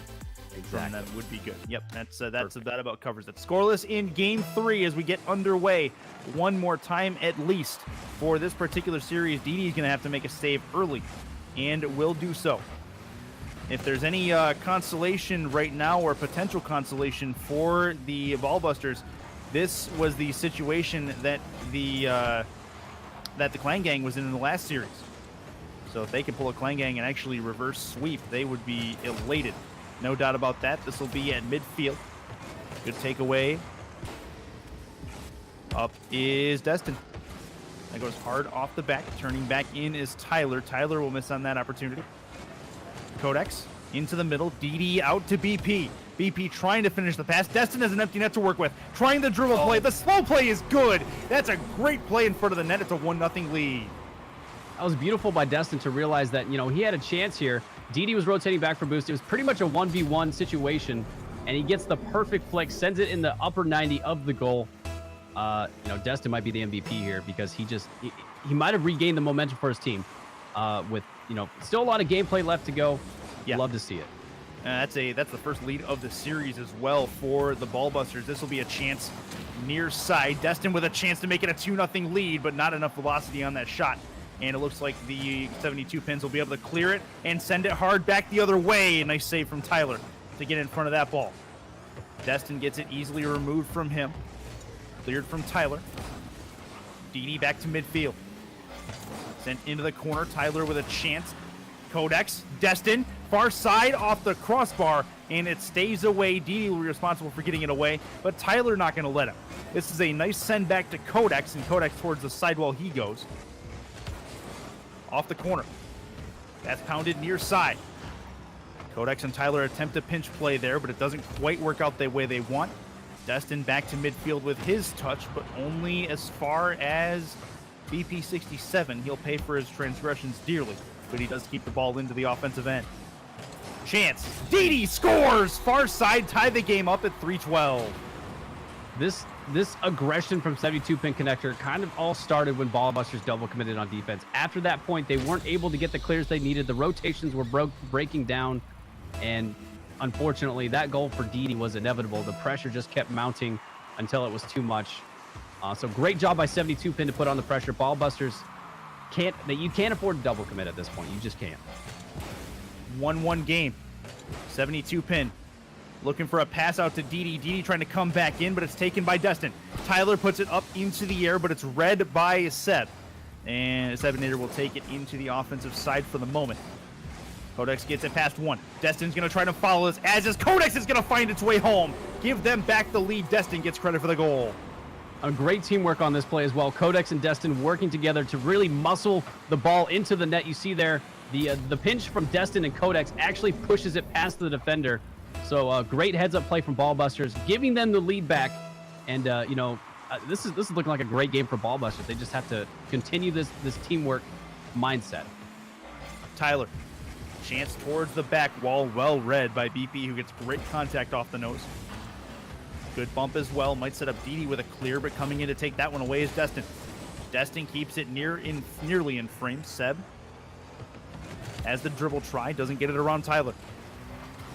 Back to midfield. Destin, shot towards the net, save by BP. Tyler off the back wall. This is a chance from Codex. It's going to bounce crossbar and down. Tyler's going to miss. Codex will not. Make it a 3-1 lead, and all of a sudden, Ballbusters up 2 for the first time in the series. That is the hardest situation to be in if you're the defense. Didi desperately trying to get back. He was not in net, so the angle just wasn't there for him. Crossbar down, just bouncing.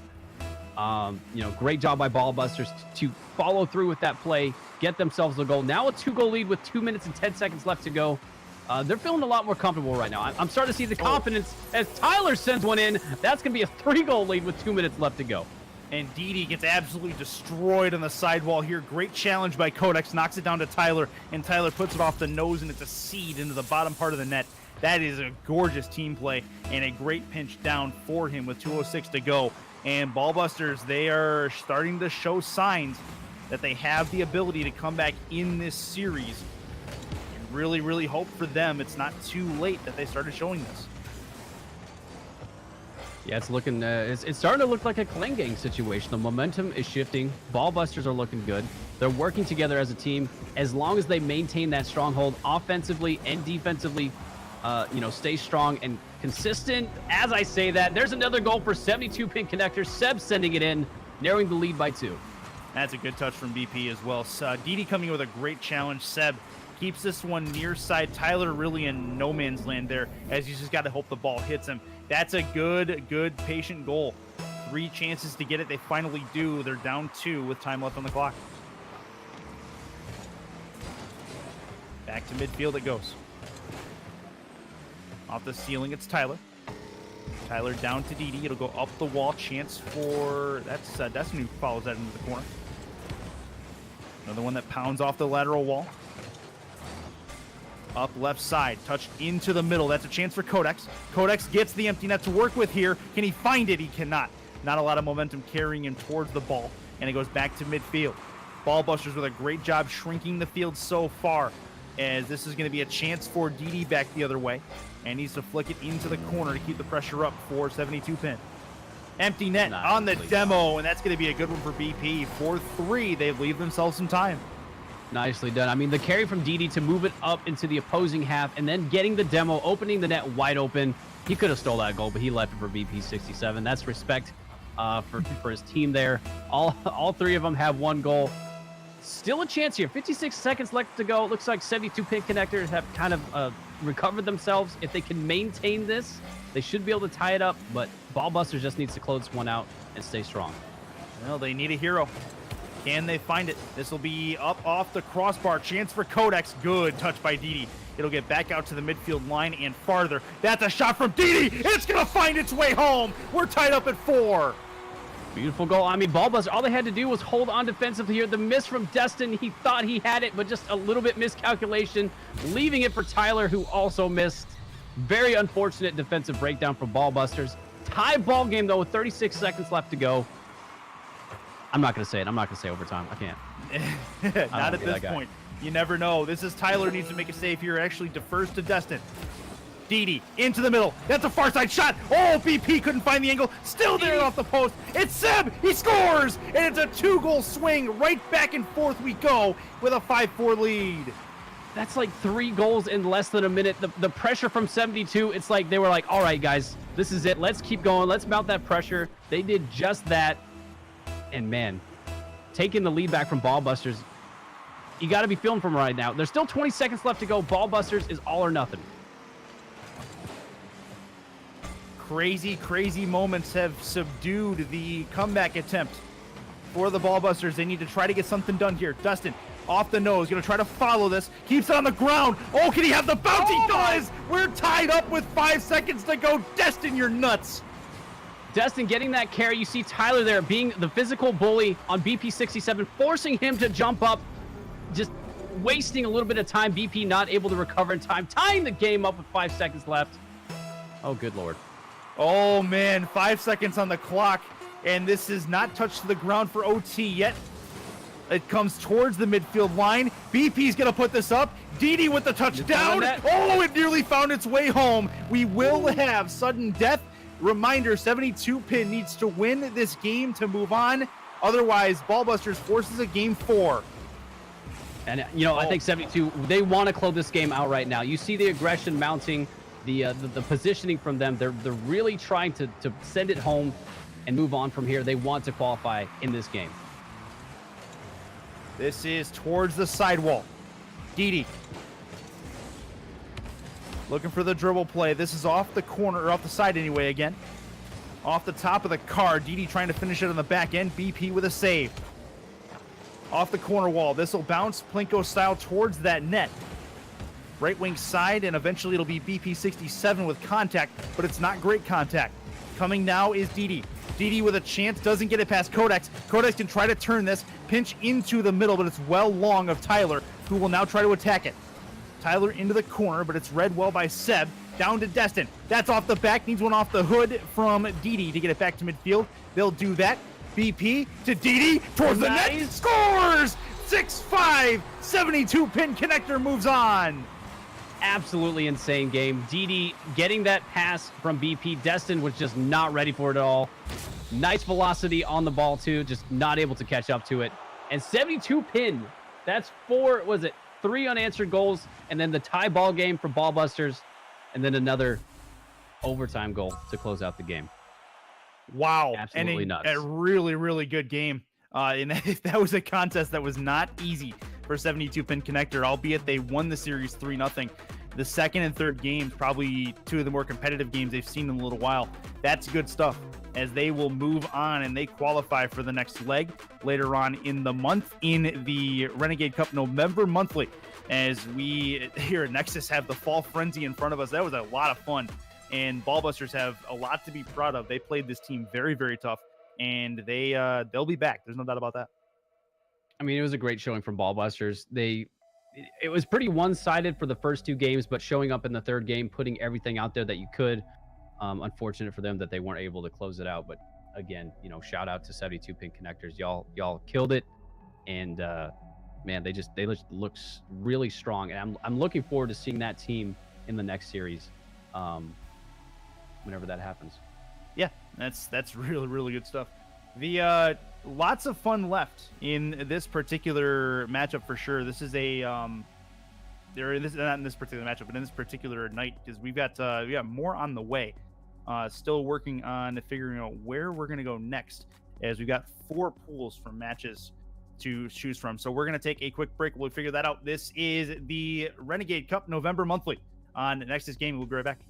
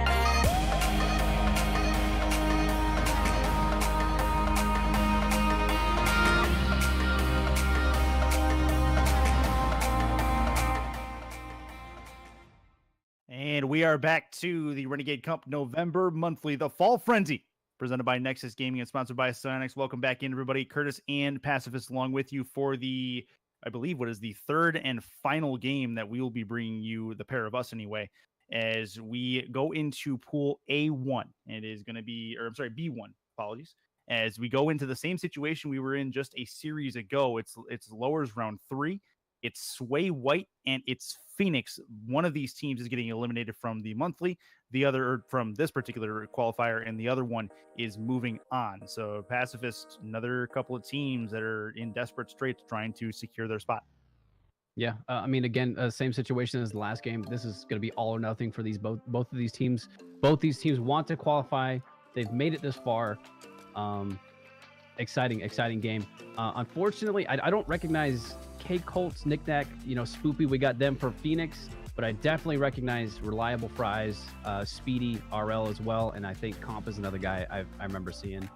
Yeah, I think I've seen way back Andy as in well. the day. Casey Colts, I think he's pretty sure he's been around a little bit. I think I've seen him in a couple of tournaments here and there. But either way, should be there's a reason they've gotten this far as to where they are. So it should be a pretty competitive one, all told, as we take a look at Sway White and Phoenix getting down to the last part of tonight. And I want to thank everybody for tuning in and making this a part of your evening. It's been a host of fun trying to get everything together all at one time. The behind the scenes area is a little bit on fire, but it's fine.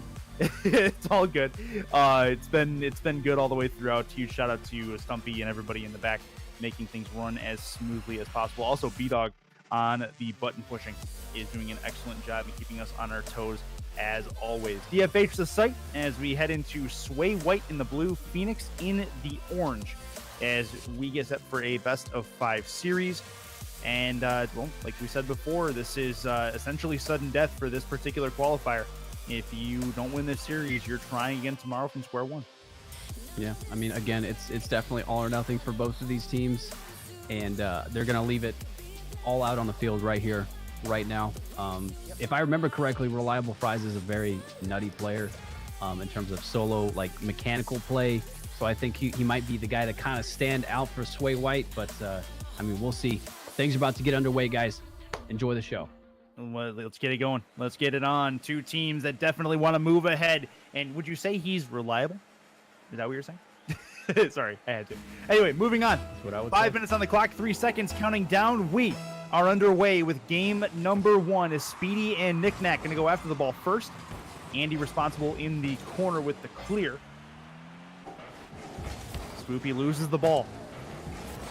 Knickknack up the sidewall. He's going to hit the ceiling with this. It's going to be a long touchdown. Chance on the double. That's not going to go. Knickknack pass out to Spoopy. Spoopy is up on the challenge. We'll be back to midfield as we play about 22 seconds in. Good 50 ball near the midfield line. Andy puts it down. That's going to be towards the corner. It'll bounce towards the intersection. Opportunity for Sway White to get the offense going, but it's taken away by Phoenix.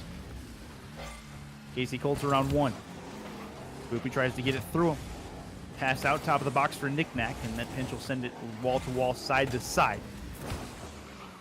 Long, hard touch from Sway White. That is passed into the middle. Knickknack needs a clear, and he will get one. Pass down to KC. Shot towards the net is a save from Andy as we play a full minute into gameplay.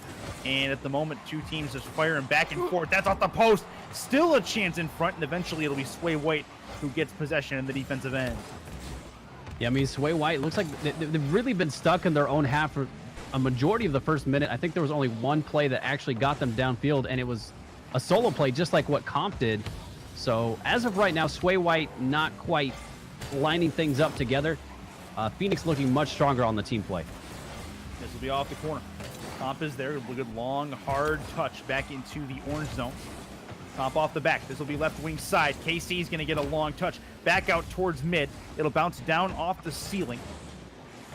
Speedy will defer. Chance for Andy to get the clear. He'll take a dribble. Control play not going to work, though, as Speedy will have to take it again.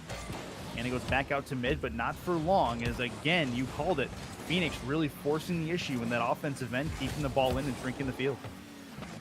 Yeah, you see the aggression from Phoenix. They really want to keep this pressure going. The rotations are looking strong. They're spread out pretty well. Anytime there's a long clear from Sway White, usually it's sent right back by Phoenix. I'd like to see Sway White slow things down just a little bit, but it looks like they might have overcommitted. If Knickknack can get to that one, he does, and that's going to be the first goal for Phoenix. Huge first strike, and they had to wait until about halftime to do it, but Knickknack, it really, I think it was Andy who needed to jump to it a little bit sooner, but it doesn't look like he had a ton of boost to work with, and Knickknack with the slow play will make that one work. 1-0 lead for Phoenix as they get the goal they've been looking for. They're leading 4-1 in shots as well. Uh-oh, return fire. Saved by Spoopy. I'm going to assume that's Spoopy Ouija. We were thinking about that one earlier. Chance for Speedy, and that's going to be a save by Knickknack. Halftime come and gone in game number 1. Right wing side, it'll be an opportunity for Andy looking for a double. Has the angle, nearly got it. That would have been gorgeous, but it goes just wide off the save. Good read to keep that one away from the goal line. Yeah, Phoenix really wants to hold on to their lead here. Defensively, they're being pounded at the moment. Sway White finally showing some life on the offensive side. Unfortunate in that last transaction where they were scored on. I feel like they were a little bit too anxious to try and put one in, but things are lining up a little bit better now as Andy sends that one in. Sway White getting on the board, tying the game up with less than 2 minutes left to go. Really, really good job baiting the defense up. Casey Colton, no man's land, ended up going up and hitting the crossbar as he was trying to get up to save that ball. Not going to work. Tie game as Sway White brings themselves back even. Chance for Phoenix. Knickknack. Over the halfway line is Andy. Andy with a long bomb. It'll drop down right wing side. It'll go off the lateral wall. Trying to find the angle off the top. Andy will think about turning back in. He will decide against it. Knickknack. Loses the ball to Andy. Still a chance. Oh, good save there. Speedy back the other way, but a return to sender. as Spoopy's going to get it back into the blue end, but Speedy's going to go over him. The flick into the middle. Comp with the touch. This is going to go towards the net. Oh my goodness. Down, and Comp makes it look pretty. It's a 2-1 lead, first one of the game for Sway White. Clip it. Comp taking the pass from Speedy, gets the carry off the backboard. Nice read from him to drop it right in over Spoopy. Spoopy had to touch that and try and pinch it off the backboard. Wasn't going to happen. And Sway White taking the lead with a minute left to go. Looking pretty good here. Looking pretty good. Phoenix still holding strong. There's still a chance for them to come back, but Sway White has been putting on a lot of aggression. Minute 2 to go. This will be a chance for Speedy. Back to midfield it goes. Good hard touch from Comp. Comp looking to follow this. Has the angle. Empty net shot, scores. Making a 3-1 lead, and Sway White starting to roll. Yeah, Sway White now gaining that momentum. You're seeing the confidence in their shots. A little bit shaky at the start of this game, but man, that was a banger into the net. You're not saving that one unless you're right in front of it.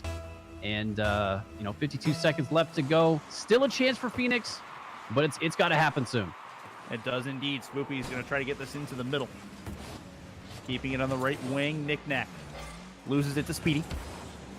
This will go towards the lateral wall. Andy with the takeaway. Andy will lose this to Spoopy. Comp with the takeaway. It'll be back to Knick-knack. Deep into the orange end. He'll catch it.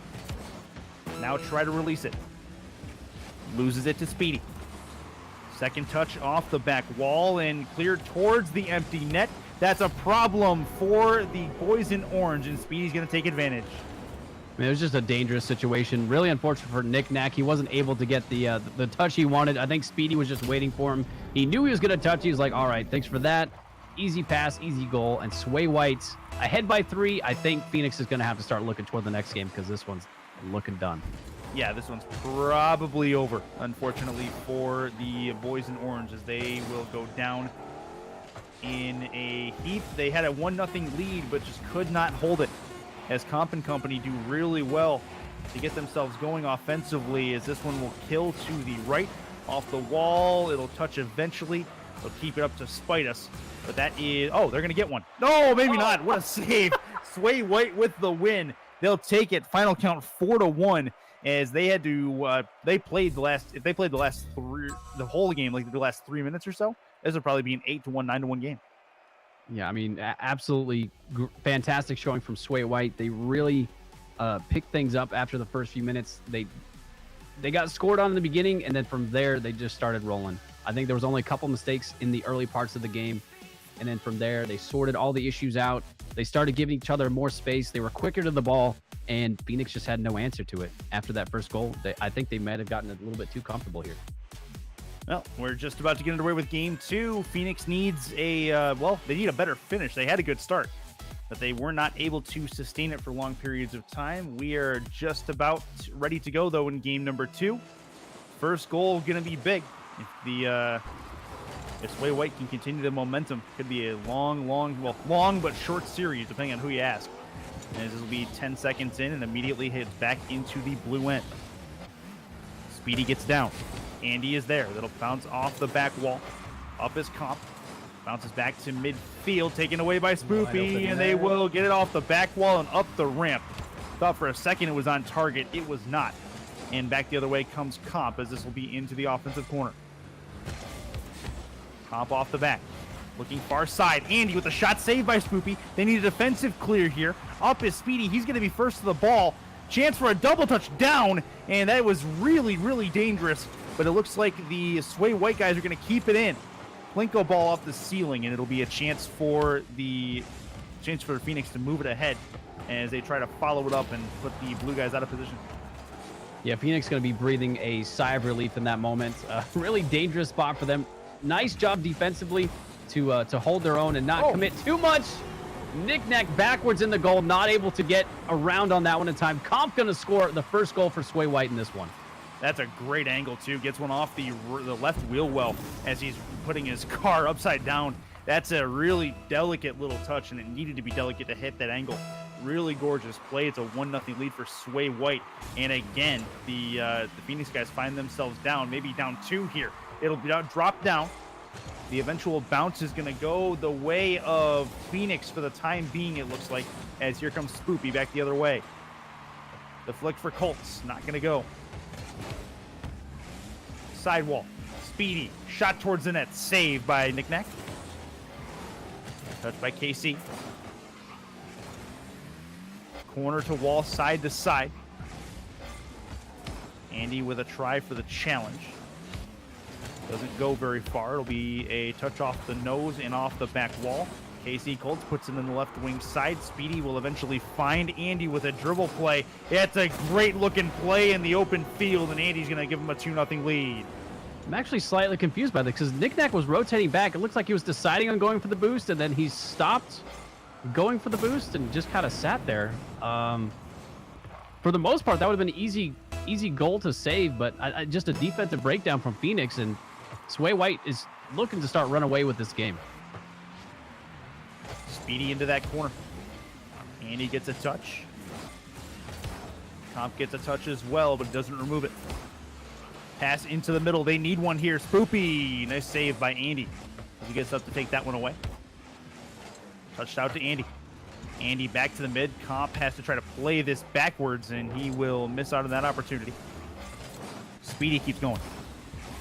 Off the left bumper. Back wall, down, chance in front. Here comes Andy, and it looks like Comp. Comp off the nose, left wing side for Spoopy. Not a lot of contact on this. This will be hard off the back wall, though, in the second piece of contact. Starting to play a little bit more physical. Doesn't look like it's going to last long, though, as we come down to the last 2:15. Still a 2-0 lead at the moment.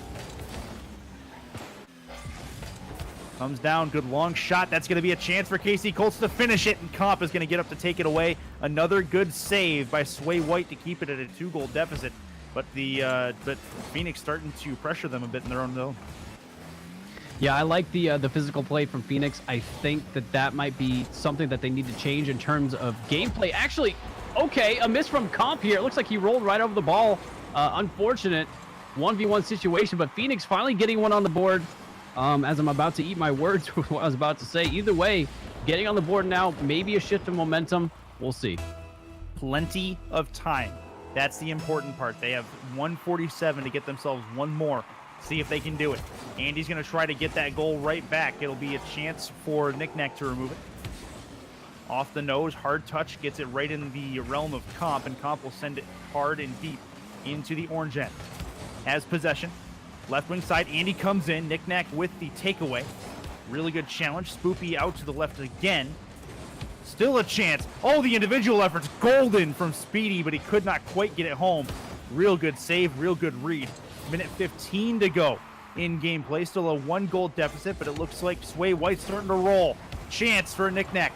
Therefore, Comp. Speedy there lurking as well, but this pinch play is going to send it into the corner. And pass into the middle for Andy, and he can't do anything with it. And finally, Spoopy will be able to get it back to midfield at least.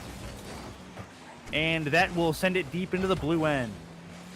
I mean, Sway White really well done there. They put on a lot of offensive pressure, but you see that they didn't overstay their welcome. They rotated back, they grabbed some more boost, and now they're on the attack yet again.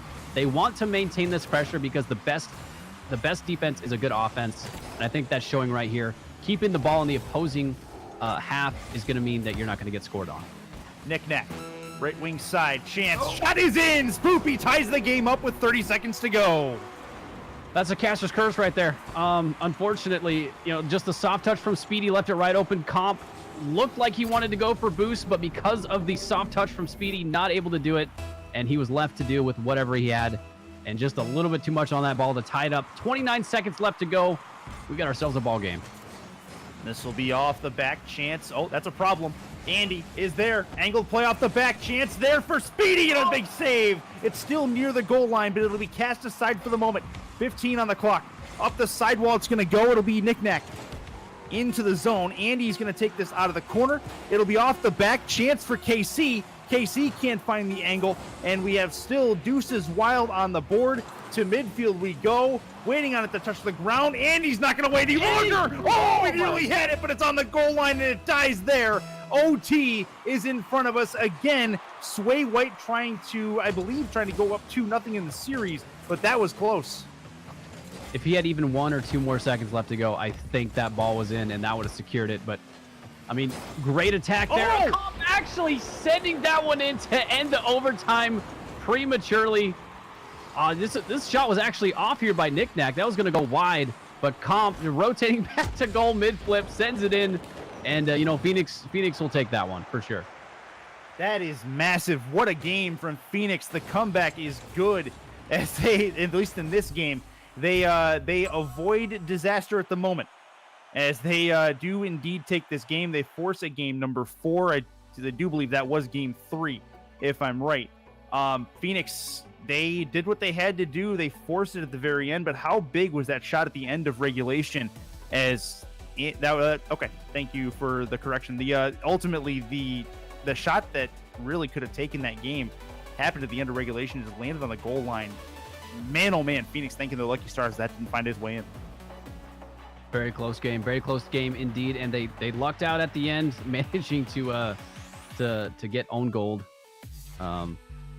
Really unfortunate for Sway White. I think they really wanted that one. They wanted that 2-0 lead, but now it's all tied up. It's a best of 3 at this point, and this is much closer than the previous 2 series. So, it's hard to call this one. Yeah, we'll see where we end up. Game 3, always crucial in a best of 5. You put your opponent on match point. See where we end up. This will be in the corner. Speedy. Andy, angled play. KC with a long clear. He's going to follow this. Tries to find the angle. It'll be back out into the mid. Well taken. Off the back wall. That'll bounce in front, and that is sent off the ramp. Drops down. It's Speedy. Speedy to Andy. Andy off the back, and it will be left wing side. And taken aside by KC. He's got the goal. Give the Phoenix guys their first lead of the game. Yeah, Speedy being the last man back here. This was all or nothing. He felt like he had to contest that. K Colts just getting enough loft to get it over the opposing defender. Just too slow on the rotation from Sway White. Well done by Phoenix to send it in. Only 30 seconds in, and Phoenix with a lead. Tied up now by Andy. You didn't even let Pacifist get the caster's curse out before you took advantage of the caster's curse. That's a good shot. Good pinch. 1-1 game, 33 seconds in.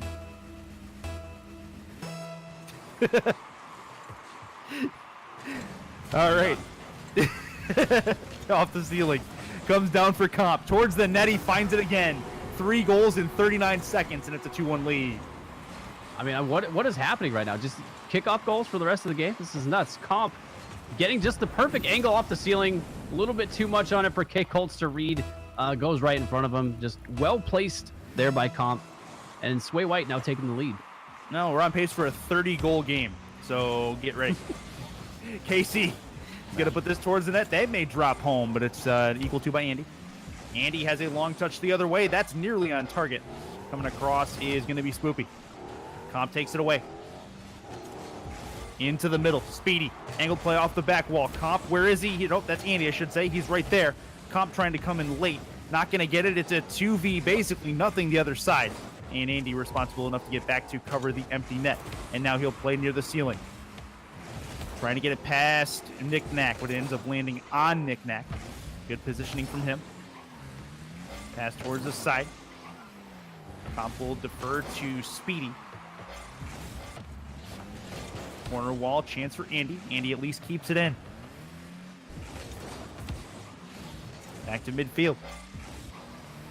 Pinch play, far side, wide it goes. We played a minute and a half. Andy looking for the pass into the middle. Finds one off the corner wall. That'll wrap around the corner it goes, and chance for Comp as he's waiting back near the midfield line. And he will send it deep into the offensive zone. Another clear again from Phoenix. They're doing a real good job protecting that back line and not letting anything hit frame. KC again with the clear as we approach halftime in game number 4. Andy with the play off the back. Chance there, near side, far side scores for Comp. It's 3-1. This is just great placement by Comp. It was just mounting pressure from Sway White. You can see this coming the whole time. The game had slowed down a little bit, but Sway White managing to take control of possessions and maintain those rotations. Really, really well done by Sway White playing just the standard Rocket League. This is how it's done right here. Comp is up, has Speedy lurking in the mid. Speedy's there, looking for the touch. It's a good save by Knick-Knack, who finds himself right place, right time. Halftime finally about here.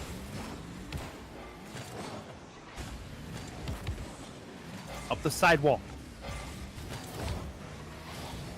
Lateral play for Andy. Andy goes deep into the offensive corner.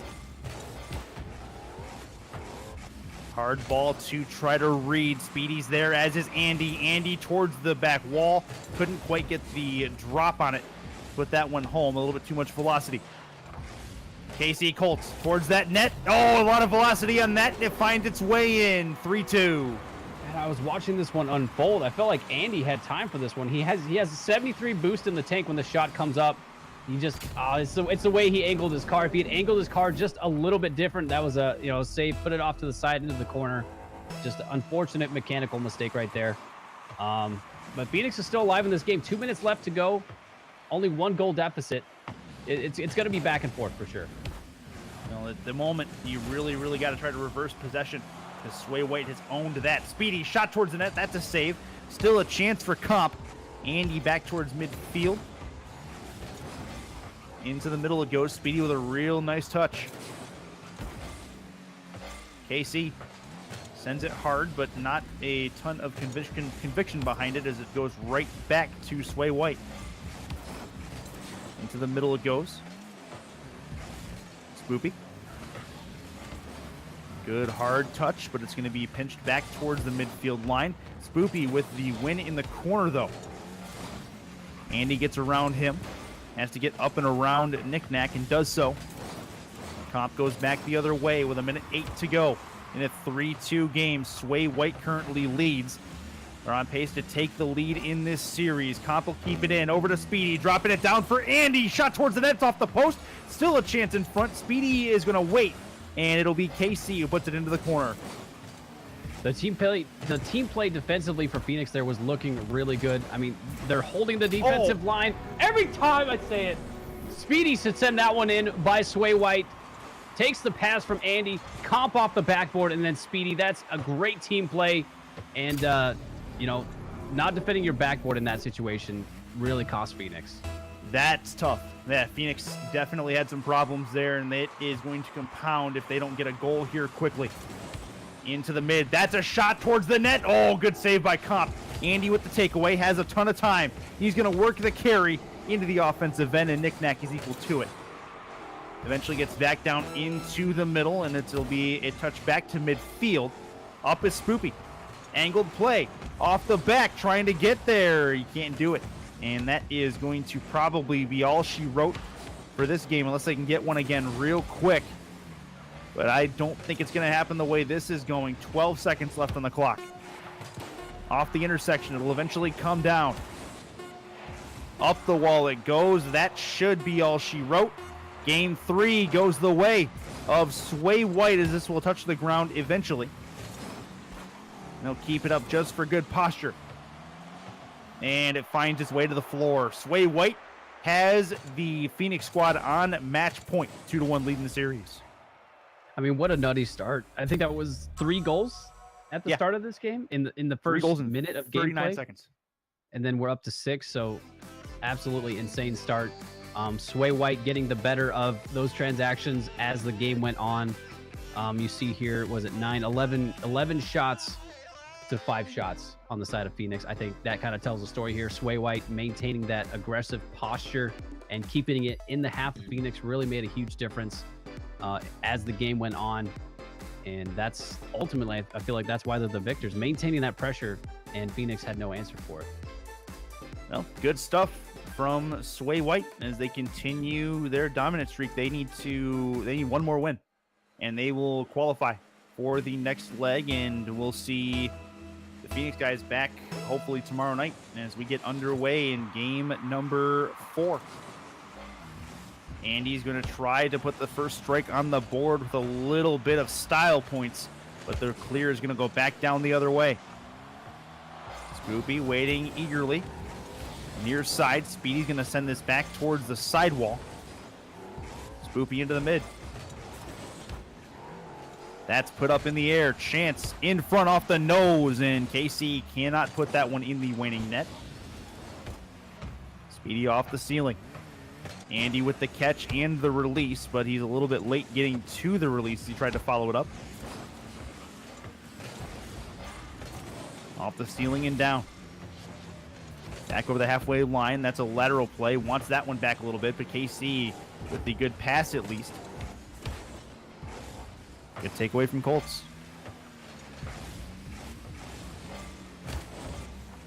Off the sidewall. Colts drops it down, or at least tries to. This is a chance, but the double commit not going to work in the favor of Phoenix. Back the other way it goes, towards the net. It's going to find its way in from Andy. From the parking lot he goes. It's a 1-0 lead. Now just a defensive breakdown from Phoenix here. I think there was a double commit before this transaction happened, and then just a wide open net for Andy to send it all the way downfield. Good placement as well, because if he had put it off to the right, there might have been a potential for save. But shout out to Andy for putting it on the left side of the net and making it impossible to make the save. Sway White taking the lead. A minute 20 left to go. Andy gets another one. That's 2 for him. 2-goal lead early on in this game. Yeah, Comp with a really good pass down to Andy, and Andy, well, he hits the post there. If Knick-Knack is, well, I mean, he's in position. If that thing's on target, he's got to save. But the worst bounce off the post, it goes laterally towards the goal line, and Andy able to finish it off. 2-0 lead, and it's the start Phoenix wanted to avoid. However, here they are. They've made their bed. Now they got to lay in it. Ooh. Off the intersection it goes. Out to the top of the box, taken away by Andy. Andy again looking to try to add one more. He's going to fly underneath it. That's a big problem for Phoenix, but it's cleared out as Spoopy is the solution. As this will hit the ceiling and eventually come straight down near that boost door. Off the ceiling. Chance in front. Bouncing it off the wheel well is Andy, trying for the jump reset as well. And that'll come up for Comp. Comp for Andy. Andy tried to find the pass, may not need it.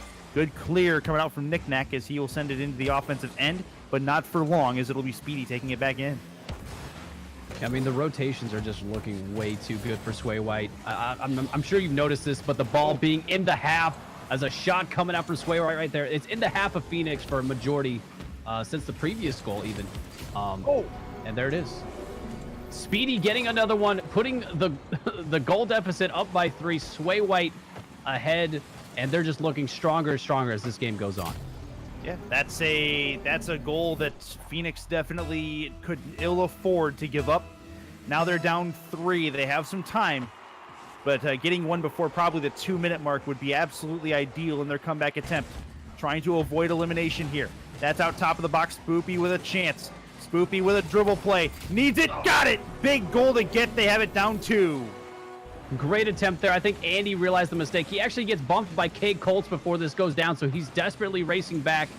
Tries to get enough on the ball, just not quite enough to send it over. So great heads-up play by Phoenix to send it all the way down, realizing the positioning of their opponents. And like you said, they need a goal before the 2-minute mark, so there's a chance here. Just past halftime. Past half it goes. That's a pass into the middle. Comp couldn't find the angle. It'll go into the corner. Has some time. Takes it himself, looking for one more touch. Well read by Spoopy. Andy pops it down. Speedy will take it. Speedy goes up and over one. Andy's there as well. Knick-Knack going to work a clear along the corner wall, but it doesn't go his way. Knick-Knack has a chance with a 1v1 against Andy, but Andy gets back just in the nick of time to take that one away as it gets back to midfield for Comp. That's an angled shot off the post, and it finds its way in with 2 minutes to go. I think Phoenix was feeling a little bit too overconfident here. K. Colts should have rotated all the way back to net in order to avoid this shot from happening. Really unfortunate transaction for Phoenix. They were looking good after that goal, but again, Sway White right back in the pocket here and feeling comfortable. Again, maintaining the ball on the opposing half is Sway White. Comfortable is a good word for it. That's absolutely right. As Sway White's owned possession and owned the majority of the scoring chances as of recently. Andy trying to get one towards the net here, but it'll be taken by KC. Drop down, Spoopy. Into the middle, taken again by Speedy. Speedy with a hesitation game around 1. Pass into the middle, but well read by KC Colts.